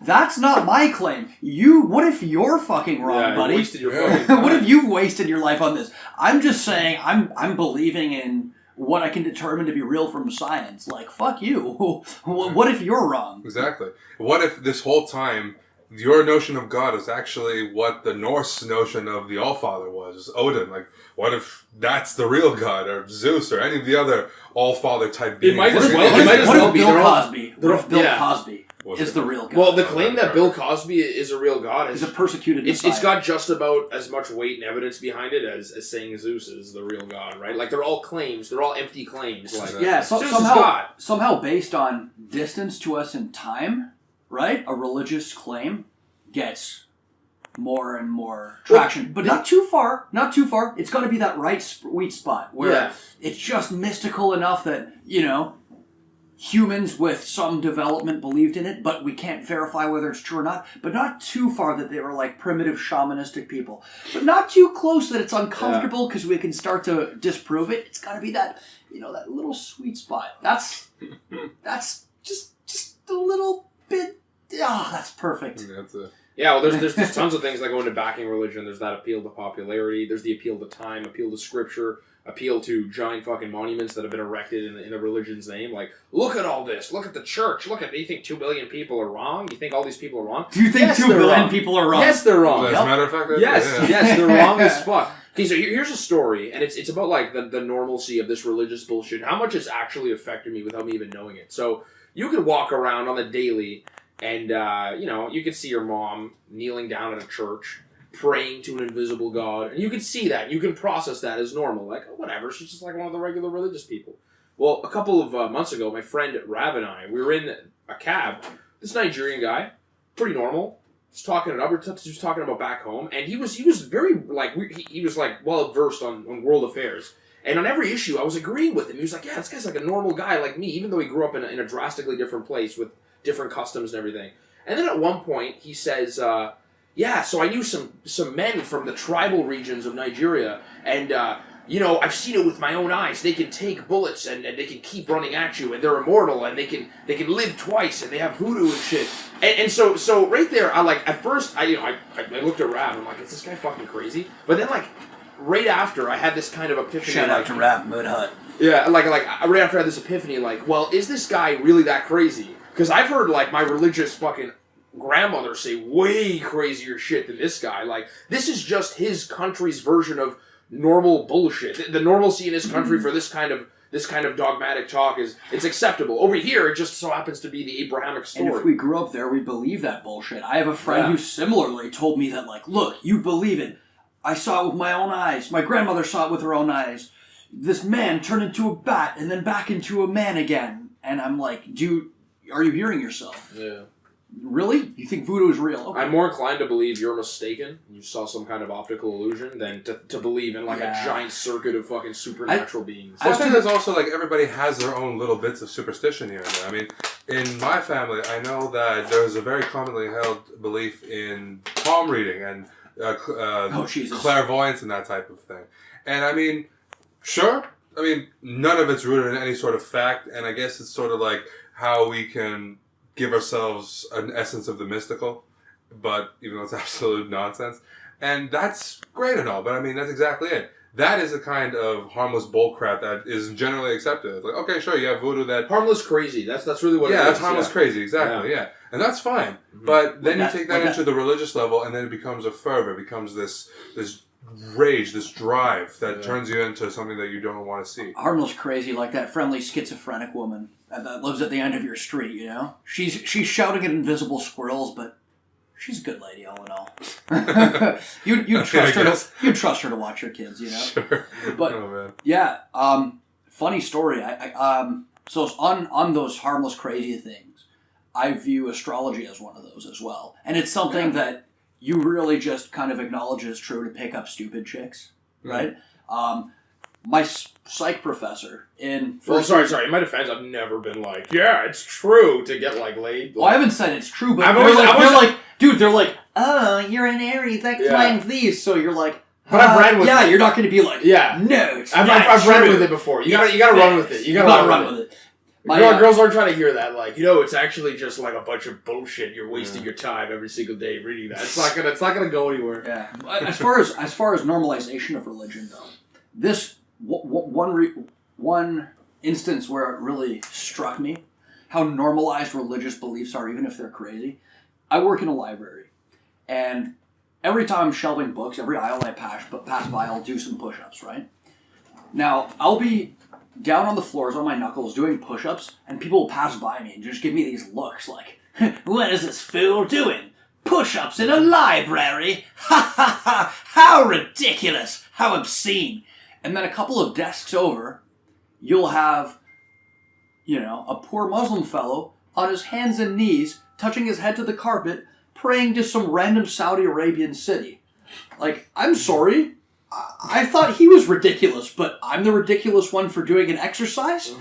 Oh, carry on. The guy praying to Mecca, he's got it figured out. That's normal. Don't question that. Me doing push-ups? Laugh at me like I'm some kind of delusional fool. Dude, that whole analogy of okay, you walk into a classroom, you've got an underwear on your head, but no one else does. Who's the crazy one? You are. But you walk into a classroom, everyone's got an underwear on their head, and you don't. You're fucking crazy. Society has decided you're crazier than X. Yeah. X is crazier than Y. Yeah, exactly. So it has nothing to do with what it is that you're doing. Yeah. It's just what society deems the sanity of what it is that you're doing. Mm-hmm. It's a survival mechanism to protect the integrity of the group. Yeah, exactly. Outsider. And I feel like a lot of people are still caught up in that tribal mentality of like. Gaijin. It goes back to why we're all religious, right? We're all religious because You like to belong to a tribe. Yeah, being not religious would mean being an outsider, and it's against your biology to be an outsider before you're of a formidable age. Like, I know my parents are religious, I know my brother's religious, but you want to be with them. You don't want to just disembark from the pack. That's like, it's not in your MO. It's not in your operandi for surviving. Mm-hmm. You want to emulate them. You want to be close to them, and that's why I think the majority of the world's religious. I honestly do, because it's been passed down through tradition. 100%. I think the vast majority of people, I'm willing to wager, like 85, 90% of them, given the right tools, brought up neutrally, will conclude it's a bunch of bullshit.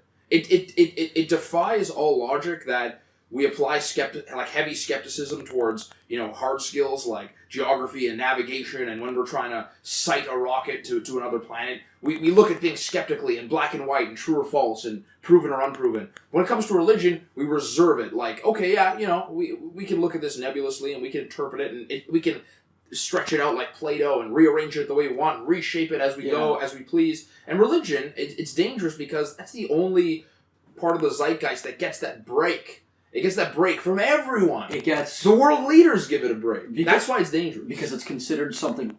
It's funny. At the same time, it's considered something personal, but it's also considered. You can't question religion. It's personal. You know what I mean?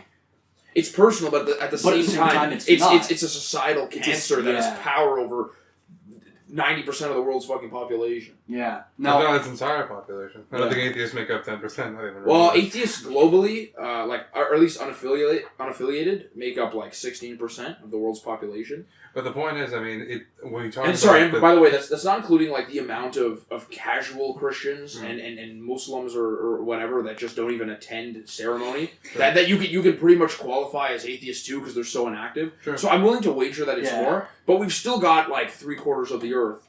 That's like what, five point something billion people. I know plenty of people like that are like, I'm Muslim, but you were drinking on the weekend. Yeah, bro. Like, I'm drinking on the weekend. Yeah. Like, don't you have a girlfriend? You guys have sex? Like, yeah, bro. Like, we bang on the daily. Like, but I just rolled up a blunt. You know, yeah, bro. Like, I'm gonna smoke a blunt with you. Like, what do you mean? Okay, do you want some bacon, bro? Are you fucked? Like, I'm Muslim. Like, what are you talking about? It's like they want the protection of the religion, but they don't want to follow all the arbitrary rules. Like, they're double thinking. Like, their skepticism comes in like, hey, I'm not going to not fuck and not smoke and not drink because of this book. But at the same time, they want the catering and the care that a deity provides. Yeah. So they're double thinking. It's like skepticism for what I want, but for the other stuff I want out of the religion, like safety and knowledge that I'm never going to die, that I don't apply skepticism to. Yeah. Like, and it's funny because I meet, both Christian and Muslim people like this that are like, what they don't realize that they're doing, because they're essentially moderates who want to live their life how they want to live it and not be told how to live their life. Yeah, exactly. But then again, their conception of God ultimately comes down to like what I deem to be the most perfect being. It's like, have you not read your book? It's not about what you think if you're going to call yourself that religion. You're a follower. Yeah. You're a follower. See, the thing is, I don't consider any of that a bad thing. I don't either. Because that's how change begins. Yes, I agree. When you have people who are willing to stave away from the controlling norm, from what is told what you should and should not do. Once you have people saying, you know what, I don't see any harm in doing X, that's how change truly begins. It has to be gradual. It has to be slow. A large, massive change that says, okay, up on its head. No, that creates chaos. That creates... Replaces it with something equally as radical. Yeah, exactly. To give a good history. The French Revolution is a perfect example. Precisely. Or, hey, any revolution in history. Or the Soviets. Yeah. I mean, Orthodox Christianity became so entrenched in the Russian population after the Soviet Union tried to extinguish religion. Yeah. Afterwards, it became this huge... More dogmatic than any religion had ever become. Soviet Russia. Yeah. Yeah. So I wanted to bring up some more personal stories. I've got one, and then you guys can tell yours, of being converted by religious people or other kind of crazy cults in your experiences. I had this one experience when I was in university. So I'm walking in this park area in the university that I go to, and I'm just walking through, and all of a sudden this mildly attractive Korean woman comes up to me and she's like, "Hello, beautiful day, isn't it?" And I'm like, yeah, it's wonderful. And she's like, have you ever heard of God the Mother? And I'm like, God the Mother? No. She's like, haha, well, surely you've heard of God the Father? And I'm like, yes, sure, yeah, I was raised Catholic. She's like, then surely you must hear of God the Mother. And then all of a sudden it becomes menacing. And these two dudes walk out, just from seemingly nowhere on either side of her. These two Asian goons. And I'm like, oh shit. And it just gets dark, and she's not physically dark, but like the situation gets dark, and she's like trying to convert me, handing all these pamphlets. She's like, when can we reconvene and meet to talk more about God the Mother?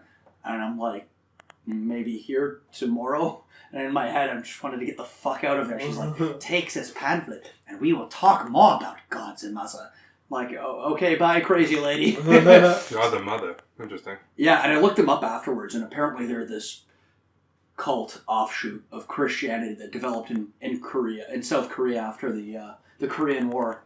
But that was Creepy. I just got this bizarre vibe throughout that entire conversation. Like something's askew here, something's not right. Something's been critically stripped of these people that's not there anymore. Whenever religious people approach me, I always get that vibe. That vibe was different. That was kind of like a culty, malicious vibe. But I always get the vibe of like, as soon as they come up to me, I'm like, okay, I know why you're coming up to me. I figured it out. They have this way of communicating that I can't exactly explain, but it's too nice in a way that you're not used to seeing, where it's like you're either selling me something or you're trying to convert me. What about you guys? Do you have any stories of attempted conversions? I love every single time I've had to talk to a Mormon. It is an enlightening experience because you really can break apart their knowledge in about 3 or 4 seconds. Because, I mean, okay, you can ask them one of 2 questions. Why do you know all these languages? They know a lot of languages, Mormons, the pair of gentlemen that walk around everywhere. They know all these languages, and of course they're going to say, like, oh, so we can spread the good word. I'm like, okay, question 1. Do you know where your word comes from? Because as far as I'm concerned, your word comes from when, in the new, where was it? What was I about to say? New England? No. Yeah, New England. You know, that's their particular word, but I was talking about like the inception of the Christian word coming from around when Rome separated into Utah, East and actually, West. by the way. Utah is Was the Mormon state. Sorry, wasn't Joseph Smith in New England, though? Utah He found the golden plates in New England, right? Was it New England? I know that they settled in Utah. That became their haven. Yeah, that's their their headquarters. Yeah, okay, yeah. go on. Continue. Sorry. Anyway, so yeah, and I asked them, like, what is the history? Because I know that Joseph Smith has your own addition to the original, to the Bible, but what about the initial conception of it? Do you know what Rome had to do with the initial conception of Christianity? And of course he's like, well, no, not really. I was like, okay, have you heard of the Emperor Constantine? He's like, no. I'm like, okay. Bye. Yeah. See, you can let me tell you a story, motherfucker. The story about the Council of Nicaea. Yeah. When this all fucking came to be, when we could track it day by day.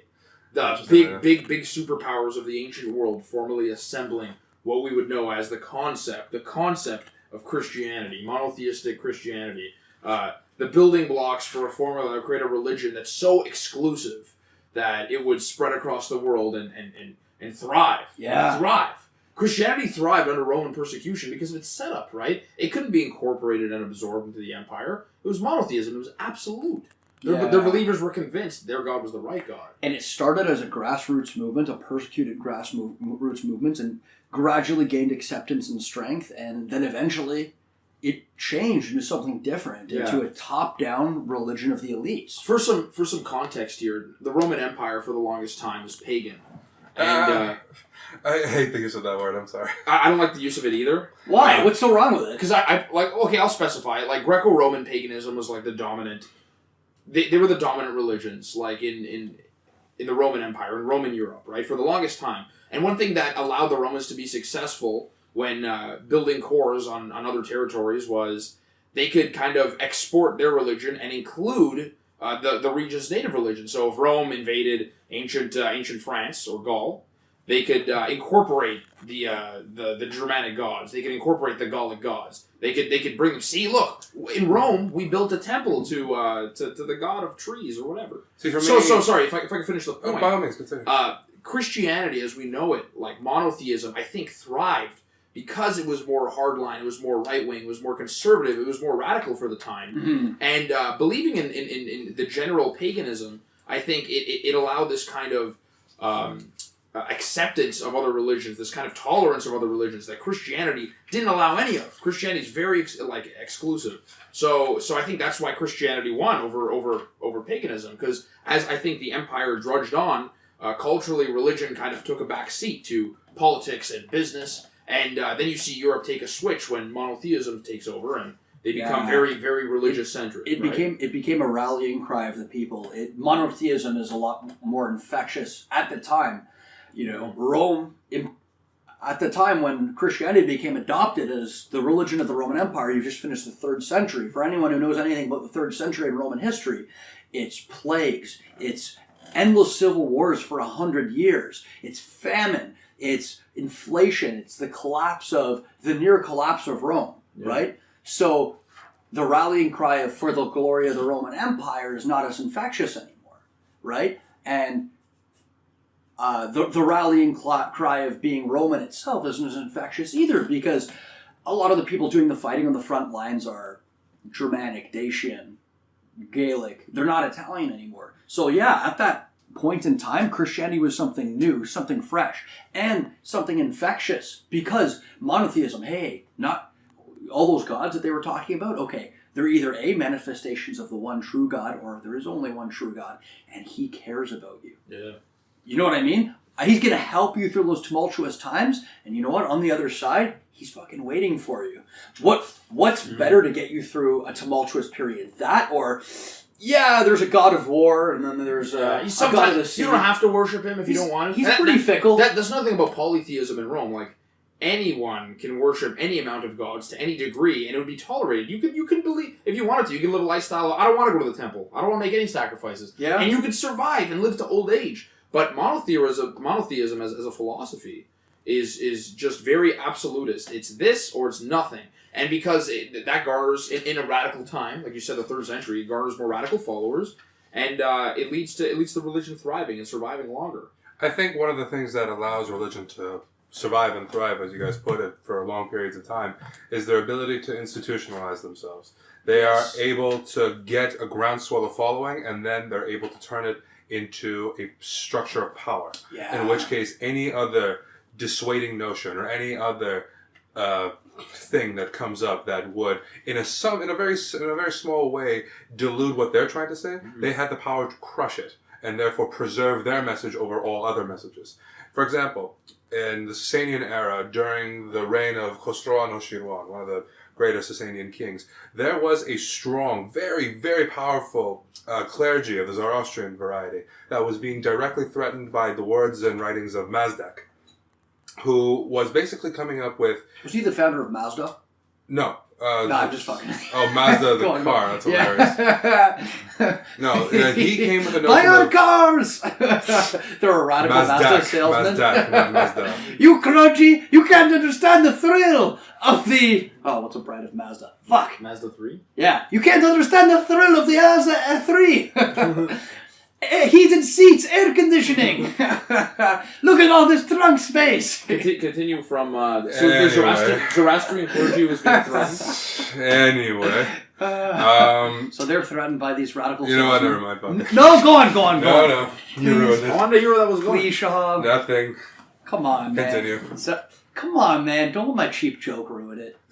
I actually forgot what I was about to say. Mazdak. There was this radical clergy of Zoroastrian priests, and they were being threatened by Mazdak. Well, they weren't radical. They were just the institutionalized power of the clergy that existed in the region, very similar to what Catholicism became in Rome. And they were being threatened by Mazdak because his message was very much what we consider the most early form of Marxism or Leninism as we know it. As in, this guy had the notion that all men were equal and that everything that told you that was wrong was inherently flawed. So, by definition, the clergy that was in power was being threatened. Even the monarchy itself was being threatened because this message was powerful to people. And this is prehistoric Marxism. This is prehistoric socialism. And of course, not prehistoric, but very early, very primitive version of socialism.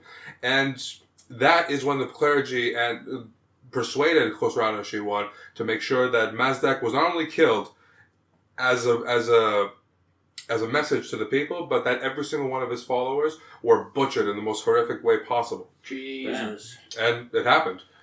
And that is how most religions that existed today managed to thrive, because many of their dissidents were quickly silenced. Very quickly silenced. That leads me down an interesting path of thought, because you brought up how that philosophy back in the day, it was almost like it was like a proto-Marxism. It's like a trial run, early stage kind of iteration of it, right? Very much so. It almost leads me to believe like maybe that failed for the same reason why Marxism failed against capitalism. Like the deep-rooted belief that humans are just going to generously like coalesce with each other. The communist belief that societies are going to organize themselves and every level of bureaucracy is going to be super efficient at being completely satisfied with what they're given. And there's this enormous amount of faith, despite communism being a philosophy void of a state religion, there's this enormous faith being thrown into communism. A bunch of arbitrary numbers that they're working off to build a society. We're going to have a factory and we're going to produce 90,000 toothbrushes out of this factory a year. Why 90,000? Because that's just the number we believe to be sufficient to serve the society. As opposed to, actually looking at the facts, the numbers. Like, is society demanding these things? That's why the Soviets had this big surplus of goods. Now we've got 50,000 air conditioners, but only 12,000 people need them. But we got 100,000 cars, only 5,000 people can afford them. They were producing things that their society didn't need. Yeah. So on an economic level, it's very true. My mind kind of jumped to a different conclusion. On a social level, you look at the society you were talking about, Persian society at the time, and religions, in my opinion, tend to do this. It's very stratified socially. You have divinely ordained kings, and then a priestly class, and then you have a class of rich merchants and bureaucrats, or maybe about in between them you've got a military class, but it's a society that's so stratified. And a philosophy or a religion that comes about at a time saying that all men are equal, are you kidding me? Like, that's going to get crushed like that. And interestingly enough, the Zoroastrian clergy at the time was actually the ones to create what currently exists in India as the caste system. They're the one. It was the Persian Zoroastrian clergy that actually initially invented that. So again, you have people that are structurally put into specific castes in society, specific societal functions. Not necessarily, because didn't like a lot of the Mesopotamian city-states already have that kind of caste system with like the ziggurats and their temples and their towns? Yeah, but it wasn't so structurally broken down. It wasn't like indoctrinated. No, it was not. Caste system comes from Persia. Yeah, India's caste system comes from Persia initially, but Shahab, I was just not to interject, but just for our audience who don't exactly know what Zoroastrianism is or the caste system, could you break that down for us? Well, to put it briefly, Zoroastrianism is the ancient Persian faith that is that does have a certain following today, but consists primarily of the belief in a god called Ahura Mazda, who is the benevolent being that is all good and is by definition the creator of all that is, and his direct counterpart, created from Ahura Mazda's own doubt in himself or whatever, a being by the name of Ahriman, or if you want to talk more in ancient anachronism, a being by the name of Angra Mainyu. And he represents all that is evil, all that is abhorrent in this world. And this is the dualism that Zoroastrianism takes with it. Christians sound familiar? Sorry, go on. Yeah. This is the very groundswell of what Christians took from their dualistic devil and God mythology, in which, you have two different beings opposing each other constantly, and you must worship one to fight the other. Mm-hmm. And for those of you who don't know about the caste system, and you find various kinds of caste systems within different societies, in India, very, very, very stratified society to this day. I don't know it necessarily, maybe Shahab can fill in the details. Was it based on, there's a warrior caste, it's based on a priestly caste, based on different professions within society initially, but eventually just became a hereditary thing? It became a hereditary practice in which you were born within the caste of your families. Yeah. If you were in a family of priests, you were by definition a priestly person coming into birth. Mm-hmm. However, that could also be interjected through marriage. If you were to marry from a caste underneath you, that person would be elevated in their caste level, and et cetera, et cetera. Now, And there are also those who would be considered casteless, in which they belong into no society and provide a menial service in their society. See, it's not hard to see why that system kind of fell out of vogue. Of course, because it's just like communism, just like religion.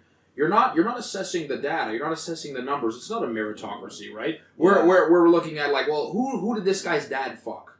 And what family name does he have? Where does he come from? You're not assessing his merits, right? No, you're not. And where this may have emerged at a certain state, similar to the notions that we see in medieval Christianity, medieval Europe, of this is an easy way of dividing the labor in society and getting people to do the tasks that you don't want to do. Your father was a smith. He's a part of a smith's guild, therefore you're a smith. And I would assume that this functioned in a similar way. You're a part of a warrior caste, therefore you're a warrior. Therefore you'll be the one who does the fighting.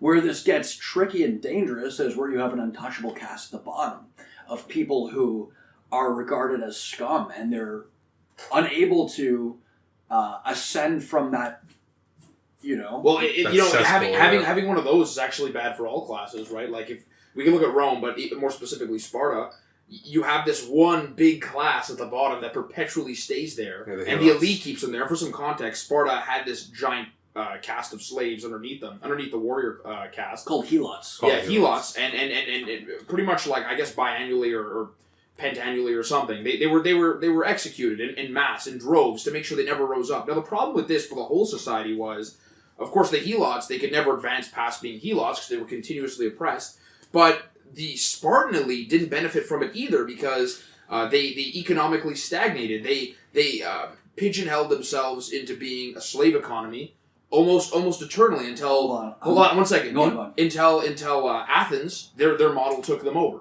superseded them. I'm a little bit triggered though. You said the helots were oppressed. Not the Shelots. What about the shelots? You son of a Shelots? bitch. You misogynistic piece of shit. It's my man bias, But yeah, and where you can kind of understand these systems of organization, they're primitive systems of organizing society. Yeah. They're primitive systems of the division of labor. As societies get larger, you see them experimenting with all these different methods of how do we get shit done that people don't want to do. And this is the most primitive form of that, right? Now we would say the tasks people they don't want to do, we'll incentivize them with more money, just simply because there's a scarcity of those tasks. Yeah, it's necessary. It's necessary to offer more money for it. But then, you don't have very heavily monetized economies, so this is where this is coming from. Money in a lot of societies, pre-industrial revolution, is pretty sparsely used. There's still a lot of bartering going on.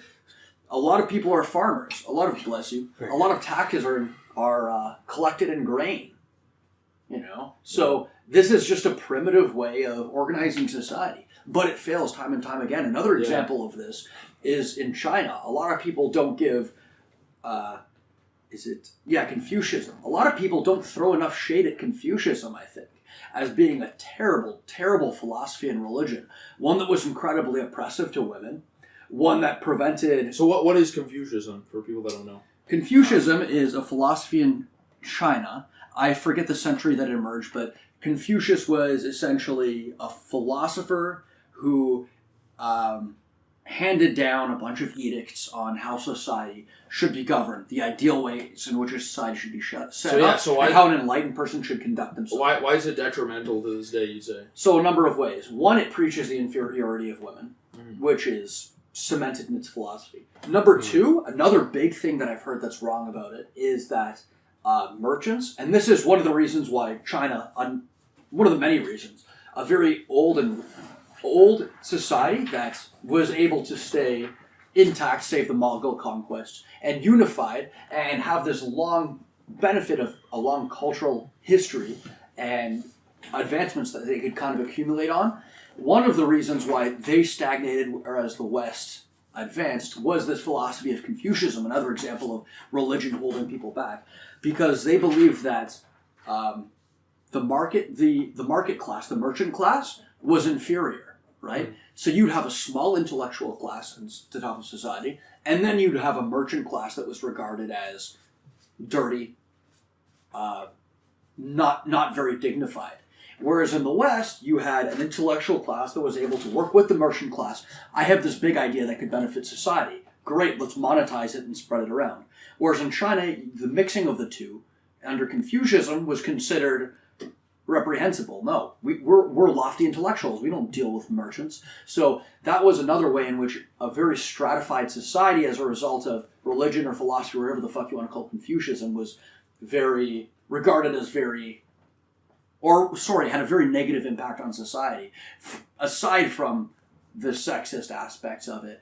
And that's interesting. It's definitely like a little bit more low key. People tend not to criticize it as much. Yeah. At least around here, like I know Dawkins and Harris definitely like to harp on how here in the Western world we kind of have this passive view of the East where we shouldn't have. Mm-hmm. Like we almost look at them as the more enlightened, more passive, calmer hemisphere. When in reality, it's nothing further but the truth. It's just foreign. It's the same shit. It's foreign. That's part of the Edmund Said's book called Orientalism, and that's one of the big misconceptions of what we consider Asia to be. Like somehow they're like it's sort of like the noble savage. Like they have these people who are like away and possibly slightly superior because of the way they think. It's like, no, not really. They're every bit as crazy as us. Yeah, it's just different. Differently organized. Right? Exactly. Yeah, differently organized, and their societies in a lot of ways are more fucked up than us, and in some ways they get some things right that we don't get right. Sure, yeah. It's a lot and of vice versa. And vice versa. Like I mean, the Asians when they discovered gunpowder, they were using it to make fireworks. The Europeans were using it to fucking tear the shit out of each other, right? Yeah. Well, they did invent gunpowder weapons as well. They were just, for one reason or another, they just couldn't get the concept of a gun. Well, they used it to propel arrows. They were clunky, right? They were clunky. Yeah. It's like, we'll take this gunpowder and we'll use it to propel a nest full of arrows and shoot them at our opponent. It's cool as shit, but very ineffective. Yeah. It wasn't until the Ming Dynasty when they had that triple barrel wooden thing of theirs, or that fucking like square face of fucking rocket arrows. Yeah, that was cool. Yeah, cool, but completely ineffective. Ineffective, but scary. Yeah, Like scary, a bunch of whining arrows with like firecrackers at the end of them, dude, hurling at you. You would go crazy, and in the heat of battle, that arrow sound, that thing whizzing by your head, the fact that... Sorry, make your arrow sound again. That's my arrow sound. We need to... Yo, and the fact that it could hit your head at any time is fucking crazy. Like, think would be... That to me is scary. Like, if I was in an ancient army, my worry wouldn't be like, that guy's gonna stab me. Because I feel like at least there you're on equal footing. My scare would be some fucking peltist hurling a fucking rock. Yeah. And it just happening to collide with your temple and just killing you instantly. That could happen at any time on an ancient battlefield. I want to see someone create an edit of the scene in 300 with all the arrows descending on the armies, but every arrow sound is that arrow sound you just made. It's just... Okay, so I wanted to bring the atheism conversation here, and I wanted to ask you guys what you thought of civil engineering in the way of creating a more secular society. So, do you think, like countries in Europe, when they ban crosses and hijabs from workplaces, do you think that that's a bit excessive? Do you think it's a bit intrusive, or what do you guys think about that? See, here's my problem, especially with the French example. They can still have the cross very prominently displayed in their places of legal counsel, like in courtrooms. Mm-hmm. But they ban the hijab. That double standard to me, that giant contradiction is... See, here's the thing. If you're going to say all religious symbolism should be banned, fucking go all out. I agree with you. Know? I agree. Yeah. Don't say some things and not other things. Like, no. You're talking about religious objectivism. And that is saying that all of it should be gone. Take that cross out of that courtroom or nothing. Yes, keep a consistent standard. Exactly. I agree. Because if secularism is what you're going for and you're going to be radically secularist, you enforce it universally. Exactly. I'm not in favor of necessarily banning them, because I think outright banning something, that's a form of individual religious expression, is going to get people to double down and become more radical. For sure. What I think is that where we can do, and again, this may be a little controversial, I think this is a policy that was enacted in Quebec. If you're offering a public service or accepting a public service, you can't have the niqab on. And I think that's just a safety concern. Sure, right? Yeah, absolutely. If border security is, you're going across the border and somebody has to check you, we can accommodate you. Okay, we've got a female officer. They're going to put you in a room with no men.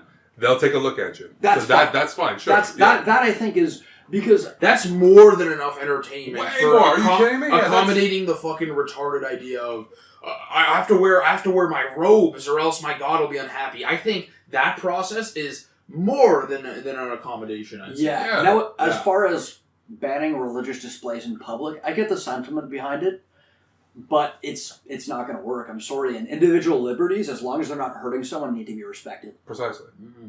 Yeah, no, it's I true. agree. It's true. As much as I despise religion, and as much as I think it's flawed and incorrect, you've got to give someone that mind space. You can't direct someone's mind. And you brought up the point, Stefan, that it'll make people double down. Yes. Right? Like attempts to curtail freedom of speech here in Canada, especially in America, have made people who want to be provocative and offensive absolutely double down. I think that the neo-Nazis, I always considered them a fading, irrelevant organization, like as much as I thought the Scientologists were.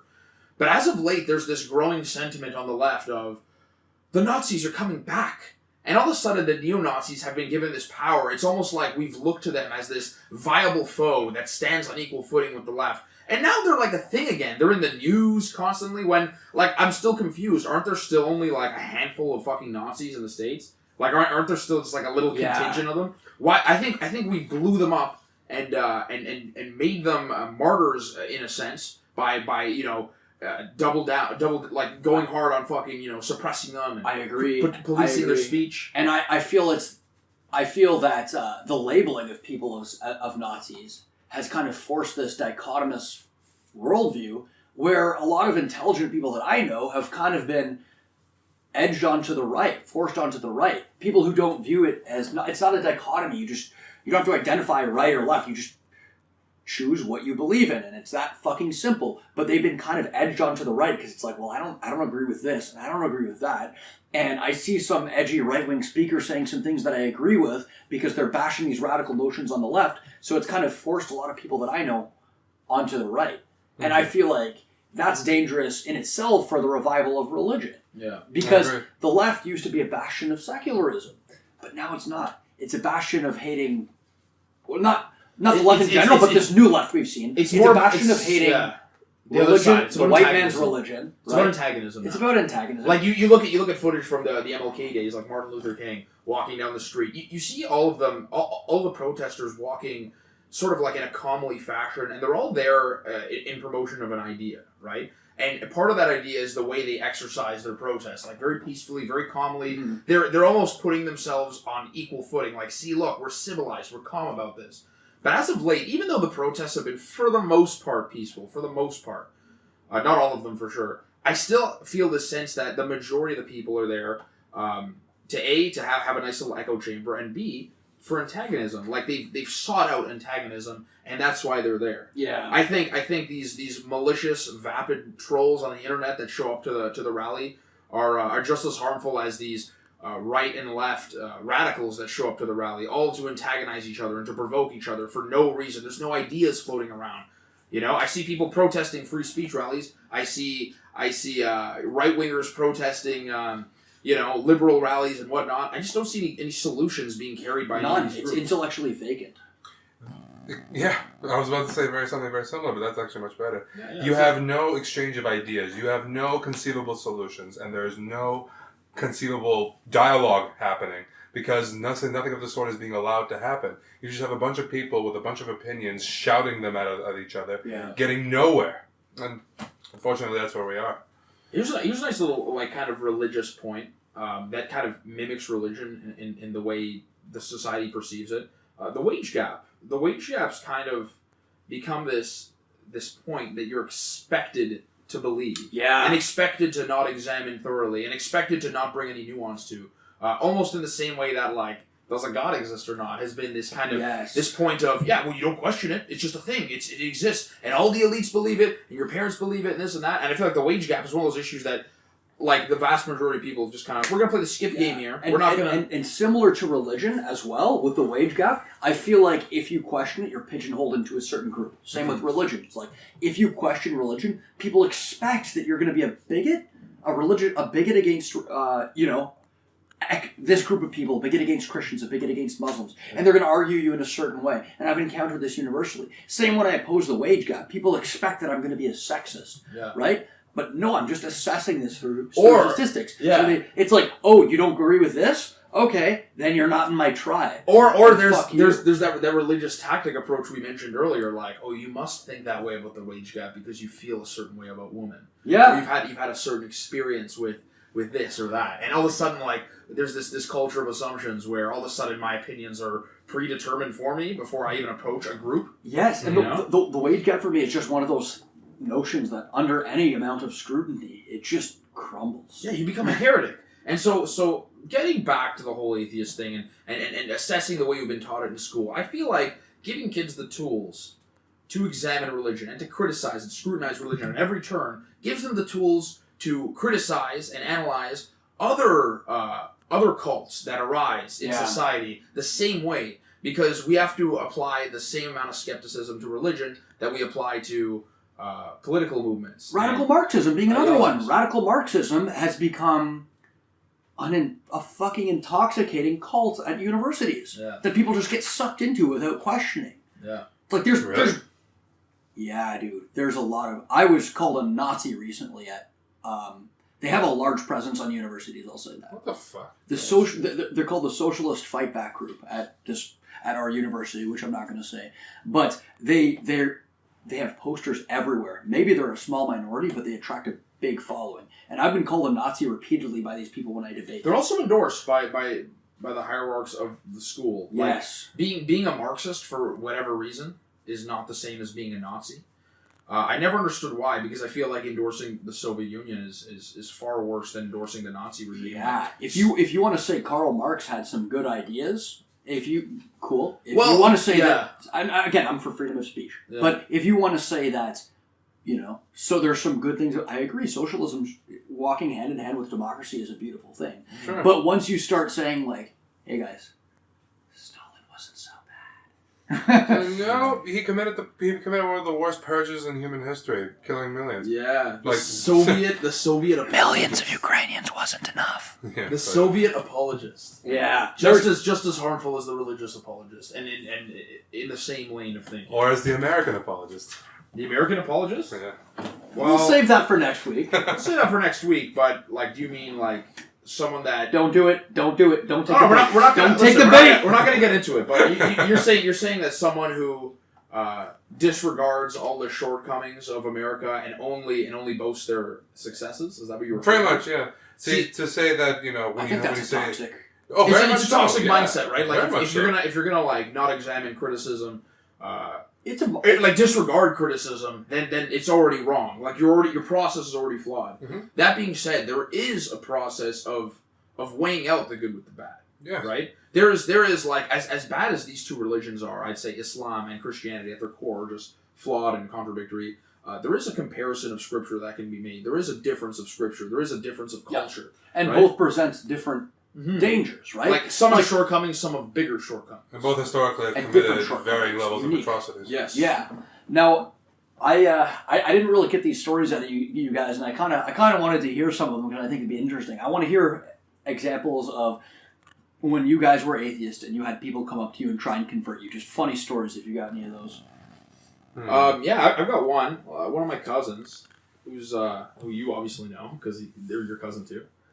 One time sat me down and they had this argument on the computer prepared, and it was this quote on the computer screen and it said, "Atheism, the belief that nothing spontaneously spawned everything." And like I just shut it down in a sentence. I'm like, there's take the belief out. There's no belief in atheism. It's lack of belief. I'm not saying I believe shit. I'm saying I don't know. I'm not informed. That's what I'm saying. You're the one that's saying that I believe something. Like, how did the universe start? I don't fucking know. The Big Bang. But whatever. That seems to be. I'm inclined to believe that version of events. It makes the most sense to me. But I'm not claiming to believe shit. I was actually approached. There's a thing called Rib Fest close to where I live. It's basically just this great festival where they sell ribs to you en masse, and it's amazing. So me and a couple of buddies from work were just on break, so we're going to Rib Fest. And there's this elderly gentleman who comes up to me and gives me like this mock $1 million bill, and he's trying to convert me to his sect in Christianity. Wait, was he saying the $1 million bill was a real $1 million bill? Yeah, he's like, "Hey, how would you like $1 million?" And so I'm like, "Okay." He starts talking about his faith. I'm like, "Buddy, I'm just here for ribs. You have your religious beliefs, and I respect that, but I'm just going to keep it at that. But what And of about course the $1 million? And of course he just keeps going. He's like, what do you believe in? I'm like, sir, I respect your religious beliefs. Leave me alone. Yeah. Anyway, and Oh my god. and that was one of the really eye-opening points, because I kind of wanted to debate him, but then I'm like, I'm hungry. You know? Maslow's hierarchy of needs. Yeah. Yeah. And I'll listen to it was very. It really caught me by surprise. It really took me aback, and my day was kind of ruined after that. I'm like, I don't even want ribs anymore. What the fuck is this shit? Well, Shahab, you don't want the $1 million, but how about $1 million blowjob from a priest? Would that bring you over to our side, young man? Oh jeez. To the Episcopalians? Hey man, it was very interesting. And I just kept on trying to tell this guy, like, listen, I respect your beliefs. I get that you believe in what you believe in. But man, spread your religion somewhere else. And why would you approach me? I'm this brown kid with a beard. I was with 2 white guys. I'm like, these guys would have been perfect. Why me? Let me watch. Dude, do you know what you should have done? Because being a brown guy with a beard, you should have just, as soon as he started converting you, just start rummaging through your pockets. Allahu Akbar. Yeah. Allahu Akbar! You were always fast. Allahu Akbar! He's like, alright, Sonny, I can see you don't want to be converted. You just want some ribs. I was actually very tempted to say, Assalamu alaikum, as I was saying. I was like, why? Yeah, like, it's okay. He's doing good, brother. Take it easy. But no, I didn't. I've had times where they try and come up to me in the halls at university, and they'll be like, they'll do that whole approach, like, hey, and they'll like intrusively come up to you, and then I'll treat them like, I don't know, like I'm in Madden, and I'll just do a spin move around them and be like, whoop! And I'll just start running, I'll be like, bye! See you later, and they'll be so confused. I actually had an interesting experience. Motherfucker, he knew what he was doing. There's this really tall black dude who was completely, like, his face was all bald, like, shaving eyebrows, shaving head, shaving everything. He really did have, like, that Xerxes look. Yeah. He had that Xerxes look from 300. And he hands me some popcorn. He's like, hey, you want some free popcorn? I'm like, fuck yeah, I want free popcorn. Give me that shit. He's all like, alright, so, what do you believe in? I'm like, god damn it. Nothing's free. Nothing's free. I thought it was going to go to a place like the popcorn is lazy. Yeah, man. They're prominent at our university. Yeah. Like, consistently, every year, the Catholic chaplaincy or any other Christian group, they're always vying to rent out one of the popcorn machines. Because the student union has, like, different things that you can rent for events. They'll always rent out the popcorn machine, and you'll see them. You'll be like, okay, this is some religious popcorn. I'm going to find someone I don't like and sign up their email and phone number and get some popcorn. Yeah, that's awesome. Like, listen, God is all-powerful and all-knowing, and He's capable of spreading His word at the tip of a sword or a tsunami or an earthquake. Yeah, man. But he needs popcorn to gain traction in universities. Yeah, man. Spreading the word of Fuck God. That. Spreading the word of God all over their backs. Yeah. Fuck that. What a bunch of shit. The buttery. How about the buttery, crunchy word of God? Oh my god. Anyway, so yeah, that was one of my favorite experiences. I actually had, this is kind of funny. I had, AIDS.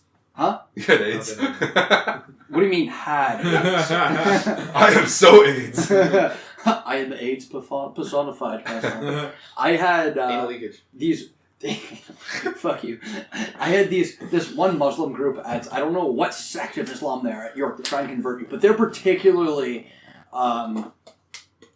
zealous, I guess you would say, in converting you. And they've got this whole booth with all these radical claims. They're not your average Muslim. That are like, Jesus in India.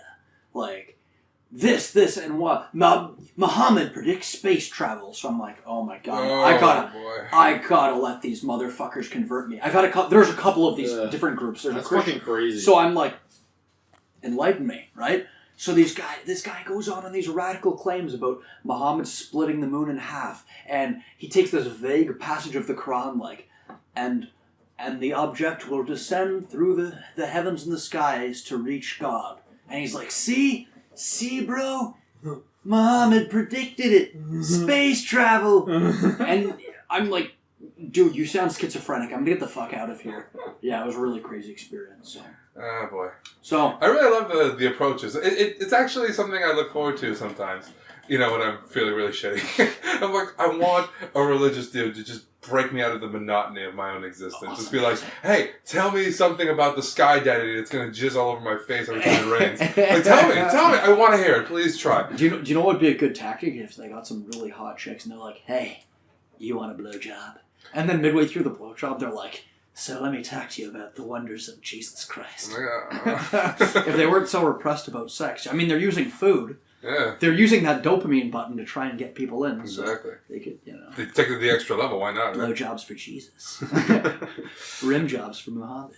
On my hands and knees for Jesus. Okay, I'm starving. You wanna? Okay, we're gonna end this off with a Three Empires podcast tradition that I just started right now, Oh boy. and it's the epic as shit quote of the day.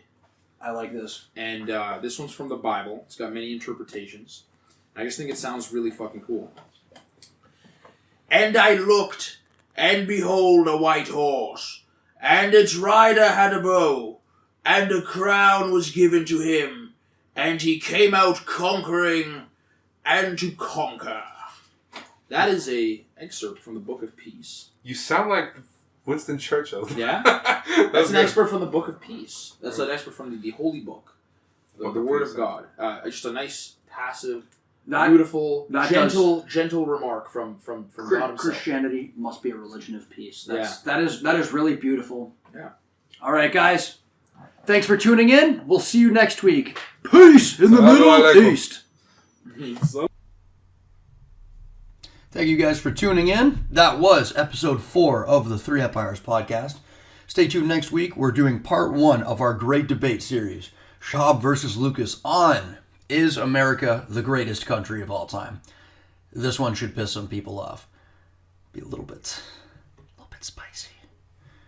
So, stay tuned. Video should be up by next week. Cue the outro music. That's it! I warned you once! Get out of me, tavern! Get out! Get out!